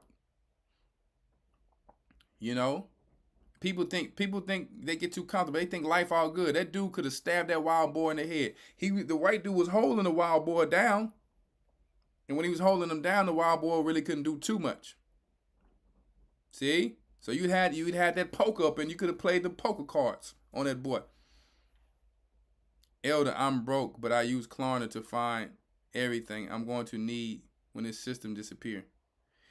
Listen, you don't have to be broke though. See, being broke is a choice. And let me tell you, to stay broke forever. I'm just telling you the truth. I'm gonna just tell you the truth about it. You don't ever have to stay broke forever. I used to be broke too, but I'm like, am I gonna just stay broke? I'm like, nah, I'm finna get up out of this situation. Yeah, you might need a little help to boost you up. We all did. But it's a choice. Like, I'm gonna study, find a better job, do something to not be broke no more. Nah, you ain't finna be broke no more. You got this thing. Believe in yourself. Okay? Believe in yourself. And yes, it's gonna be hard, and you might drop a little tears, you might get a little frustrated, but through it all, that's when you get it at the end, how you're supposed to get it. All right? They say I'm funny. I'm funny, but I'm being serious too now. All right? So, verse 31. Verse 32. And the earth shall be laid waste, and the fields thereof shall wax old, and her ways, and all her paths shall grow full of thorns, because no man shall travel there through. No man coming through, the county ain't coming through the motor grass no more, and the ditches. All the ditches gonna be overgrown. You're gonna see overgrown ditches, and you're gonna think you can just walk through the little ditches that's on the road. And let me tell you, because you can't see it's a ditch, you're gonna break your leg because everything grew up tall because you thought it was just flat land across. Got to be careful now. It might be an alligator in that thing. It's getting real. I live in the country lands. I can see if it's overgrown how things will get. Those animals coming out. You talking about wild boars? Wild boars is running around in 4 to 10. Man, listen. Let's go. Right? Verse 33, now this part, all of the chicks going to Dubai, and let me tell you, boy, men gonna be kidnapping women so easy. Let me tell you, they got to sneak the kidnap now. In that time, every man who couldn't get him a fine dime that's like wine, oh man, somebody's daughter's gone, somebody's wife is gone. So let me tell you, all the Jezebels, you know. I'm just saying. Let me tell you, all the Arabs and the East Indians who love our women, and let me tell you, Chinese, let me tell you right now, these Jezebels gonna be wishing they did right under that man. Because guess what the Bible say? The virgin shall mourn having no bridegrooms. Woman shall mourn having no husbands. Their daughter shall mourn having no helpers. I didn't make this up. This is literal. See? Let me tell you, you don't got much time in these days to do some of these things. I'm going to be honest with you. I'm not telling anybody to rush, but see the signs. You trying to have a baby in 2029? I'm sorry to tell you, it ain't wise. I'm just going to tell you the truth about it. It ain't wise. The Agenda 2030 is around the corner. Let me tell you, people waiting hey, wait, but wait for the time, a smart time, because we are here. Face reality. Some of y'all gonna have some babies in the wilderness. That's the reality of it. Because, we coming into some times here. The closer it gets to us getting ready to get up out of here in the wilderness, with this type of time, we just really need to be very wise. All right? If them babies can't run and you got to hold that baby, hopefully you was working out to put that baby in a pouch or something to run, and you know how to fight. Let me tell you, you better watch that Walking Dead. Okay? Some of y'all do that hood fighting like this. That ain't gonna go. Somebody sit back like, you done? And I know that's the hood Krav Maga. That's where Krav Maga really came from, the hood. When mama told you, don't stop swinging till you get them down. They done made Krav Maga off of the hood fighting. Lord have mercy. Lord have mercy. But really, really you want to have, if it be the Most High's will, a man or a leader to help guide. Not any man. We're talking about a righteous man. It's a difference. Not any woman. We're talking about a virtuous daughter of Zion. Only people who questions why they always talking about women, that means you're dealing with a spirit. Why they always talking, why Elder do the men like that? That's a spirit. You just need to correct it and fix it. Okay? In the wars shall their bridegrooms be destroyed, and their husbands shall perish of famine. Hear now these things, and understand them, you servants of the Lord. So don't be greedy and eat up all your stores, your storehouses. Hear now these things, and understand them, ye servants of the Lord. Behold the word of the Lord, receive it. Believe not the gods of whom the Lord spake. Don't worry about that record contract. It's of the other gods. It's going to turn you away from your God. Behold, the plagues draw nigh and are not slack. As when a woman with child in the 9th month bringeth forth her son within 2 or 3 hours of her birth, great pains compass her womb, which pains. When the child cometh forth, they slack not a moment. Even so shall not the plagues be slack to come upon the earth, and the world shall mourn, and sorrow shall come upon it on every side. O my people, hear my word. Make you ready to the battle. Did it say lay down? The world is getting ready to end. Is God telling us to lay down? Save your food. Save your water. Have your little backpack in case you got to run. Have your few necessities in there. Even when I'm riding, let me tell you something. If I got into a walking dead scenario, even when I'm driving, keep you a little something in your car, a little bag in your car. Something you can start a fire with. See? Have you something a little sharp. You know what I'm talking about? Have you some little necessities in there. Have you something, you got to chop some bushes or some snakes up. Have you a few of them up in there. Have you something that you could just, like I said, start a fire with a little flat. Have you some of these things already in the car in case there was some traffic, something happened out of nowhere. You got to leave the car behind. You guys have something to protect yourself and something to move around to the next point. See, when I'm in a store, it's different when I'm in a store. When I'm in a store, this is how I've been trained to grow up in the hood. See, that's where you use the things in the hood. When I'm trained, I know if I'm going to take this and hit you here. I know if I'm going to hit you here, and I know where to exit at. I'm not thinking about, oh, the world is such a nice, good place. I'm looking at who's the pervert around here.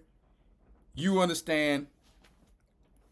And I'm not trying to tell people what I know and what I'm trained with. I don't feel the need to go around with dudes like, yeah, I took this and took that. They a bunch of liars and they ain't never been to war. No.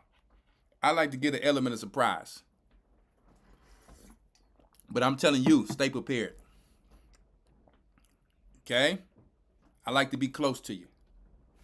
I don't mind being close to you. I don't mind being close to you. See? It's just what it is. So, I'm just telling you. You need to don't women when you go out to the store and you just walking around. How you doing? And you ain't just see this dude over here. This dude trying to totally take you somewhere, and you just don't even know what's going on. And I know your husband go to the store with you. Like you go over to the aisle over there one day, and then you come back, and you just don't even know what's going on. And the women talking about they don't need a man. Are you kidding me? Are you kidding me? I can sneak up on my wife at any time. Sometime I'll be at the store. She walking around the store. I'm gonna go get this. You go get that. And she never see me coming. And I always tell her, you better be on your game. You better be on your game. They don't call me lying for a reason. My son, he named the same thing. Let me tell you, he always creeping up on you. That's just in our nature, and I don't do it on purpose. It's just when I come, you don't even know I'm right there. See? So y'all sisters, you need to be more circumspect and aware of your environments. Be more circumspect and aware of your environments. It's okay to have a good paranoia, not living in fear. That's not what I'm talking about. You know, have a little taser. You coming out the store with your groceries. They got these new taser rings now. It's like, hey, I'm coming out the store after I'm done at the register. I put my little thing on my hand, my little taser, you know, little brand, because it's legal where I'm at. And you go into the car, you open in the trunk to put your groceries in, and you like, I wish somebody would. Because guess what? The first thing they try to do is grab you. And it's okay. They try to grab you, hey, get up off me. Bag up and give me 2020, 6 feet. It don't matter, you can't fight. You got that taser, and make sure it's charged. I don't want to hear you talking about, oh, I forgot to charge it. Stay ready to keep from getting ready. Huh? So y'all got to start thinking. And some of you like, this is a tired life for me to live. It ain't tired for me. It ain't tired for me. We are in war right now. When I go to the store, it ain't just me going to the store. I know that any day these crazy people will drop something out the sky or this or that or whatever the case may be. It's not tiring. It's not tiring for me to go in the store and look at the ingredients to see what's on the ingredients. For some of you, this ain't for you. Go ahead back and lie under a rock or be like an ostrich and put your head in a hole. For some of you, this ain't meant for you. I don't mind looking at ingredients to see if something's bioengineered. This ain't for you. Okay? You know how you go to the store with your family and they get annoyed because you're looking at ingredients and the people in the store looking like, let them look. Let them look. I'm good. I'm excited about this.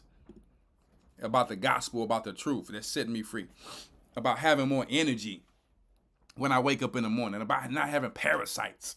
About learning that somebody's not going to deceive me today. Huh? Come on, guys. Do we just want to walk around like zombies? Come on now. I'm gonna tell you what I was telling you today that is in the scriptures. Don't just waste away your goods. Don't just waste away your money. Just use your finances. I'm just gonna take a trip. You know you broke, but you're trying to take a trip. You know you broke and you're trying to take a trip. And you know you don't got nothing saved. And you complaining like, oh, well, I don't have any money. But how you taking a trip? That's not a priority. How you bought some new rims? How you bought a new chain? How you going out buying people something to eat? Like you got it like that, but you broke. Priorities. Huh? You hoping the people that's preparing are going to take care of you, but the Lord is watching you. Because you need to do your own thing too. And you need to learn your own responsibility. You think you're going to be able to travel and get to this person that's saving and doing that. Oh, my dad going to take care of me. Oh, my mom going to take care of me. You don't know that. You don't know that. You don't even know if they're going to be alive. You don't know if something's going to happen for them. To them. Verse 40. Oh, my people, hear my word. Hear the word of the Lord. Listen, Israelites. Listen, Gentiles in Christ. I know the Gentiles in Christ, they already be listening. I don't got to tell them. The Greeks seeketh wisdom, but Jacob seeketh a sign. Oh, something about to happen. Yeah, we've been telling you that. It's too late now. Oh, my people. It's talking about Israel. Hear my word. Make you ready to the battle. It's war right now. Not physical war right now. Every war don't start physically. This is a mental, spiritual war right now. Get your mind right. Get your health in order. Start eating certain things. And guess what? When you're in the army, when you have MREs, all of the MREs is not meant to be tasting perfectly good. You're not going to just go and use your money to buy all this expensive stuff where you don't have food to last you long enough. You got to balance it out. Okay? hear my word, make you ready to the battle. And in those evils, even be as pilgrims upon the earth. What does a pilgrim do? They pack up things and they're always, for the most part, ready to move. I got my trees. If I got to move my trees quickly, move my trees from the containers. Put them in my truck. Put them on the trailer. Everybody's lifestyle is different. I got tractors. I got to have a trailer to move my tractors from the one place to the next in case I need them, take them to another piece of land to work or, to do work or to dig, whatever I need to do. See? Everybody's situation is different. Get you an RV. If you can't afford, you got to leave your land until you sell it or whatever the case may be. You go to an RV park, whatever you have to do. And some of these little food storage things have GMO in it, but it's okay. Keep the GMO. You know why I'm telling you to keep the GMO? Elder, what you talking about? Some of these little things that's freeze-dried that you keep, some of them have GMO. Keep it. Why am I telling you to keep it? I play Monopoly. Some people who's unclean, who are mammon, who are going to come to you and they want to make a trade. You give them that GMO and you tell them give you something that's GMO.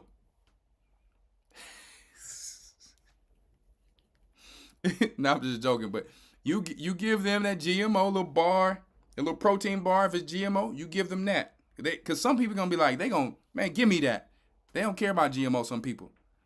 They going to take that GMO and you be able to get you something that you need from them that's not GMO. Be wise. See what I'm saying? So, hey, I'm just telling you, some people don't care about GMO like that. So you got some things that's on sale, like I'm saving this thing as bartering measures. Yeah, Israelites can use usury against the nations. This is in the law. But you can't use usury against your brothers. I'm not saying you should go around and cheat people. It didn't say you can cheat people. But so somebody who believe in Allahu Akbar, let me tell you, he can have his GMO thing because he ain't finna no time believe in Yeshaya. And then I can get some of the falafels from him real quick. So that's all I'm talking about. I can get some of the falafels and that food from him. That's what they call beans out there, fool. So there you go. I know some of y'all think I'm a little crazy, but I'm just saying. I'm a hustler at the end of the day. So, I'm Jacob. Esau, you want, hey. You want some of this soup? I need that birthright. I'm Jacob. I'm Jacob. But I'm going to treat my brothers and my true people. I'm going to treat everybody fair. But if it's a time of trouble, I ain't finna eat this anyway. You want it? Yeah, you take it. You give me that. That's what I'm saying. I ain't never been crooked or cheated nobody. And that's a fact. But, listen. If it's my God over your God, I'm sorry to tell you. You know how they say big bank take little bank? Is real God versus false God. That's what I'm talking about. You finna go somewhere else in the Middle Earth anyway. You going to the other side of Middle Earth than me. So this GMO, it ain't gonna do you no good anyway. It's all good. So unfortunately, they didn't serve us donkey at Burger King and humans at McDonald's and all type of stuff allegedly. So let me tell you right now. Hey, listen. Fuddle. That's how they say in Arabic. Welcome. Yeah. Let me tell you right now. I'm Jacob. I'm the Prince of Power. See? Let me tell you, you either be the Prince of Cowards or the Prince of Power. Now, let me tell you, when Jacob wanted a blessing, what did he do? He worked for it. He wrestled an angel until he got the blessing. That's how life is. You work for your blessing until you get it. Even if you're frustrated or hurt. Jacob messed up his thigh getting his blessing. Let me tell you, you have to work the same way and go through frustration to hold on to your blessing. We have forgotten who we called to be. So this is a time of war. Okay. So, and guess what? I don't got nothing against no nation. Let me tell you, it can be whoever ain't following my God. You can be any color. You can be Israelite. If you ain't my color, I mean, not you ain't following my God. I mean, you don't care about this GMO? Listen. Let me tell you. I need that water right there. Okay? So, all jokes aside, I know we're having a little fun, but I'm just saying we got to be wise in this time, right? O my people, hear my word, make you ready to the battle, and in those evils, be even as pilgrims upon the earth. He that selleth, let him be as he that fleeth away. So, in a sense, you want to have tangible things, okay? This is important. You want to have tangible things.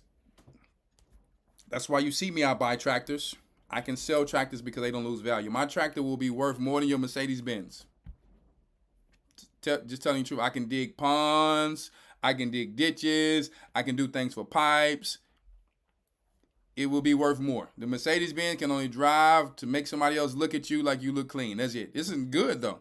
There's nothing wrong with that. But I'm telling you, you need to have other things outside of that that's tangible.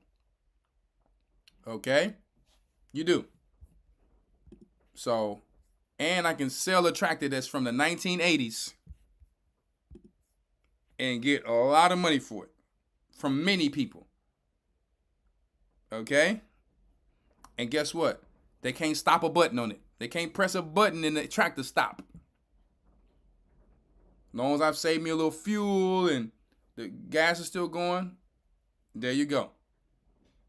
So we just have to find tangible things like land, real estate, gold, silver, like I said, I deal with tractors, cattle, chickens, things that hold value, livestock. See? Regardless of, they talking about the this flu, the that, let me tell you. People still be having their animals. Okay? He that selleth, let him be as he that fleeth away, like a pilgrim. Okay? Don't look back like Lot's wife. And he that buyeth as one that will lose. So, when you're buying something, like Paul said, don't abuse the world. Everything in this time really needs to be for purpose. He that occupied merchandise as he that had no profit by it. And he that builded as he that shall not dwell therein. So you can't get too comfortable because you might have to sell your property because this is not our kingdom. Our kingdom is in Israel. It's coming. See? So listen, I'm playing Monopoly. I got this property, but I'm selling it. If I can get me something to get me out of debt, have me some extra cash, get me another situation, and just play Monopoly because you see how the economy is and be wise. So whenever it's time to go, you're not in debt. Let me tell you, you got you something tangible. Until Babylon falls. Some of y'all are, well, I'm from this state. This is all I know. Let me tell you, it's going to be a time for some people where I'm from this state. And they're going to show you, I'm blowing this bridge up. I'm doing this. I'm messing this water up. And you're going to be from this state, but you're going to be stuck in this state. So right now is a time of being comfortable with being uncomfortable. Right now is a time to be comfortable with being uncomfortable to a certain degree. Not in every level. You still must have balance. I'm not talking about. I'm talking about just the mindset though. And the way you prep. Not to where if you had to get up and leave, you crying like Lot's wife. No. You came into this world with nothing, and you're gonna leave with nothing. And you're gonna gain things sevenfold. All right. So, I'm gonna plug my battery here. Verse 43. He that soweth as if he shall not reap, so also as he had planted a vineyard, as he that shall not gather the grapes. They that marry, as they that shall get no children, and they that marry not as widowers. So why did Paul say that? Because Paul read this. They that marry, as they that shall get no children. So it's going to come a time that, yeah, you end up getting you a wife, but you're going to have to say, listen, let's hold off for a second because the times. We see the times. If a baby is born right now and what's going on, it may not be the wisest time. We may need to wait to the wilderness where we kind of get a little settled again to have a baby, if it be the Most High's will. If the wilderness allows and permits. Okay? So we need to be, you just got to see the times. You got to see the times. Don't forget, when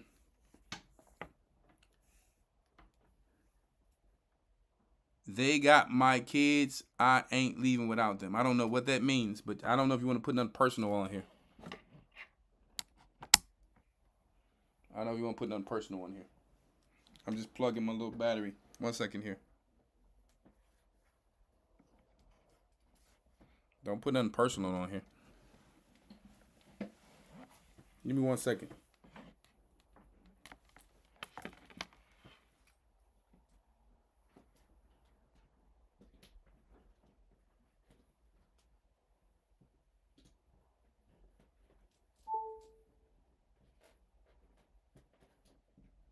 One moment.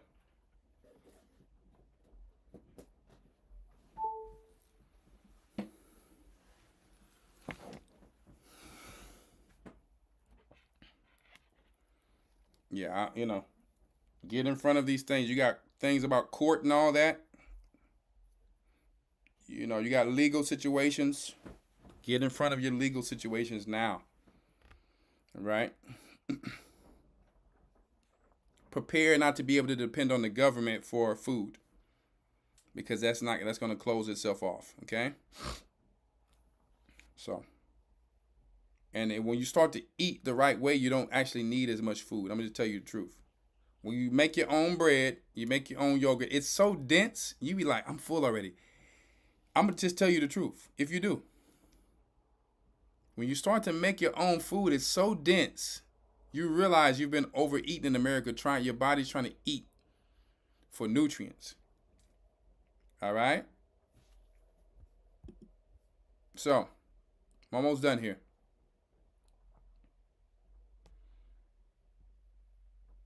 And therefore, they that labor in vain, for strangers shall reap their fruits and spoil their goods, overthrow their houses, and take their children captives, for in captivity and famine shall they get children. So what we're saying here is, those who are materialistic still, they may actually get upset because they didn't follow what the Most High said in living in vanity and not prepping for the times and seeing the times. Because a fool don't prepare for these times. You see? But a wise man will. Okay? When he sees something come from afar, as the scripture says, right? So he hided himself, meaning he gets out the way of these things as best as he can. Because for strangers shall reap their fruits and spoil their goods, overthrow their houses, and take their children captives. For in captivity and famine shall they get children. And they that occupy their merchandise with the robbery, the more they deck their cities, their houses, and their possessions, their own persons, the more I will be angry with them for their sins, said the Lord.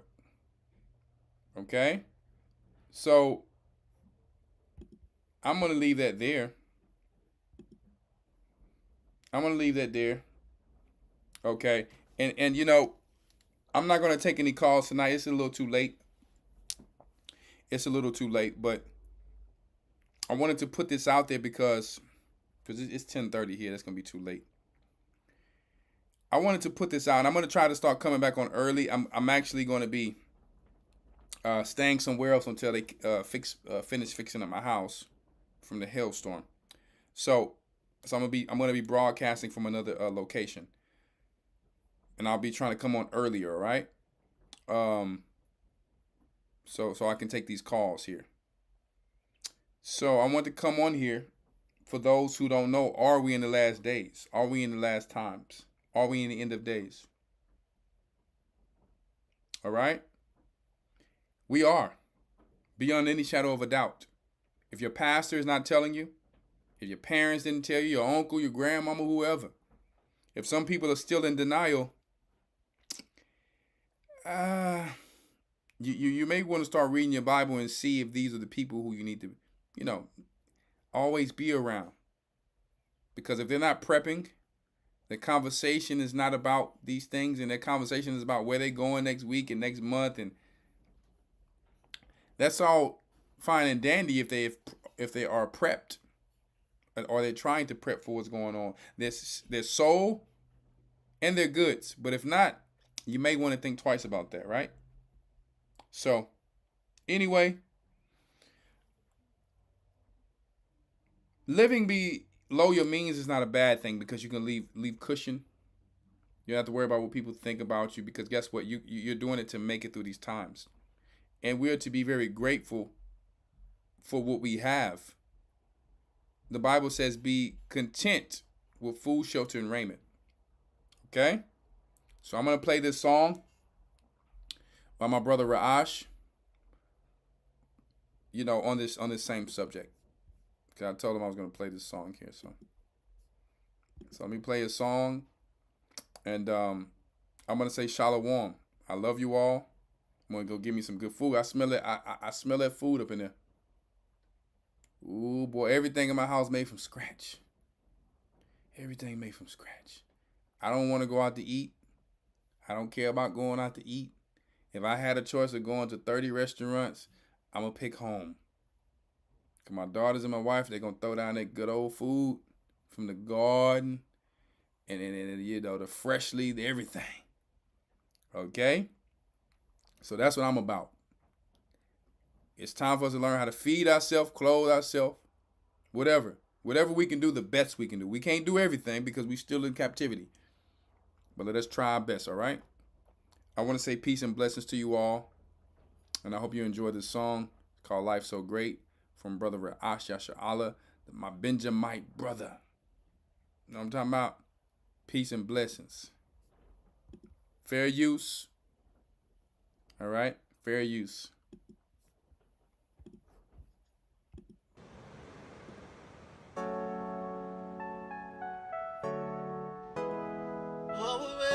Praises be to the Most High. Give thanks and praise. I coulda never complain. My life so great. Life so great. I coulda never complain. Watch out now. I take a look at life and I appreciate it. Yeah. Even when things don't seem to be going my way many days. I give thanks for the little that the Most High bless me with. Cause many have wealth but them don't happy. Living their life in pure misery. But my life so great. Life so great. I coulda never complain. Give thanks and praise. Life so great. I coulda never complain. My life so great.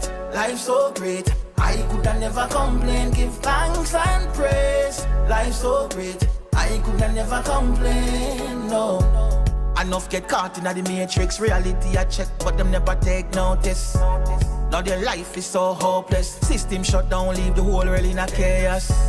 I give thanks for simplicity.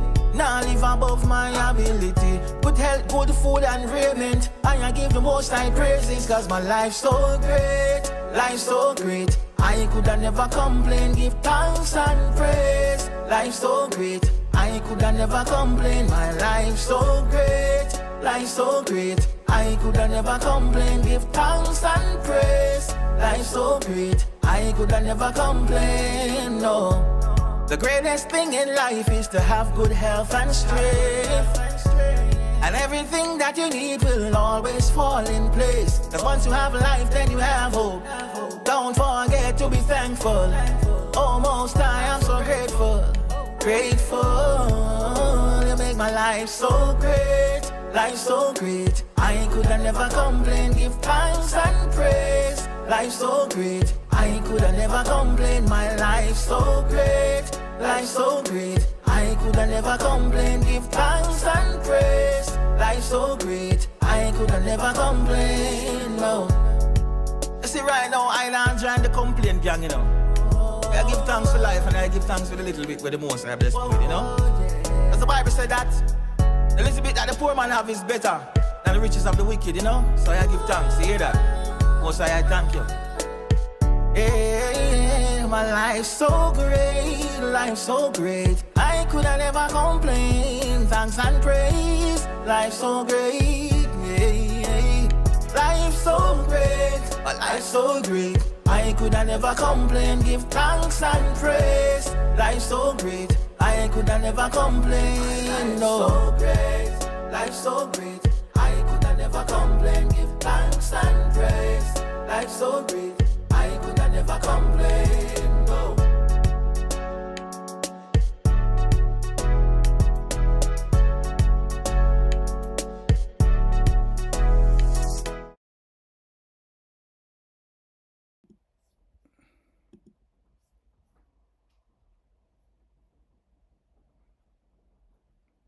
Listen. You talking about Benjamin. Don't make me bring Benjamin in here to come in Benjamin. You know what I'm talking about? That's bars. I got bars for days. But anyway, shout out to my brother Ra'ash Yasha Allah. You understand me? So, anyway, I love you all. And make sure you guys prepare for these times that we're in. See the times and do what you need to do. Stand strong.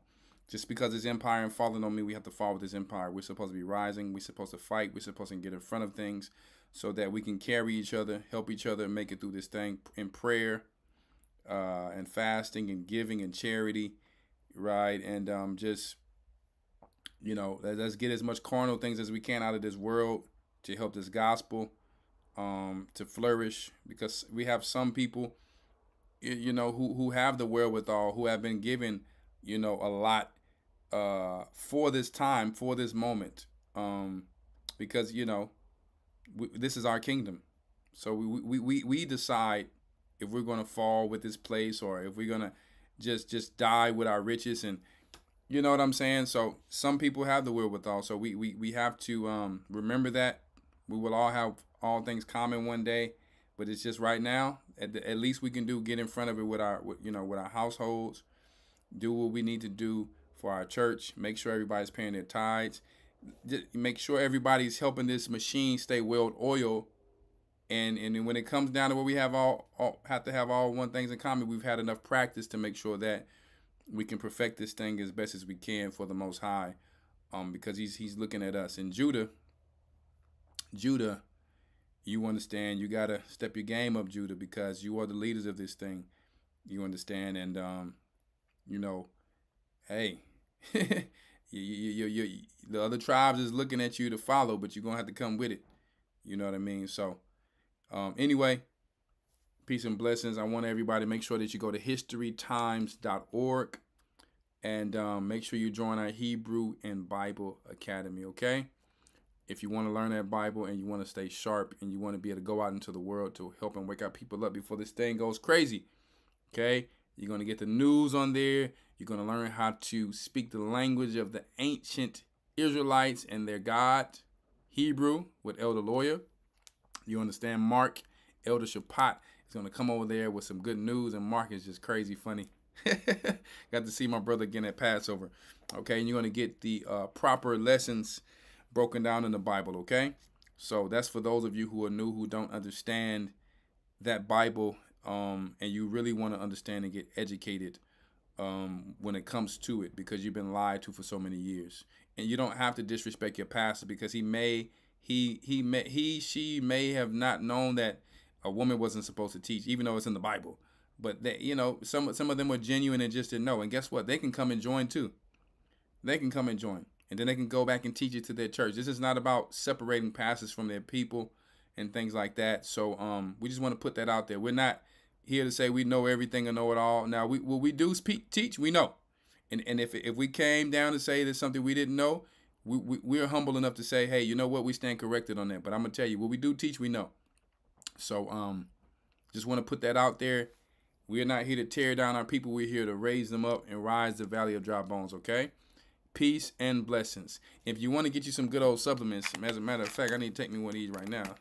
You know what I'm talking about? This good old probiotics. Oh, don't drop it. Yeah, this good old probiotics. You know, we got all type of stuff for you. KIIYsupplements.com. That stands for Kingdom is in You. Because the kingdom is in you. Peace and blessings. HistoryTimes.org. The Bible. Is it hard to understand?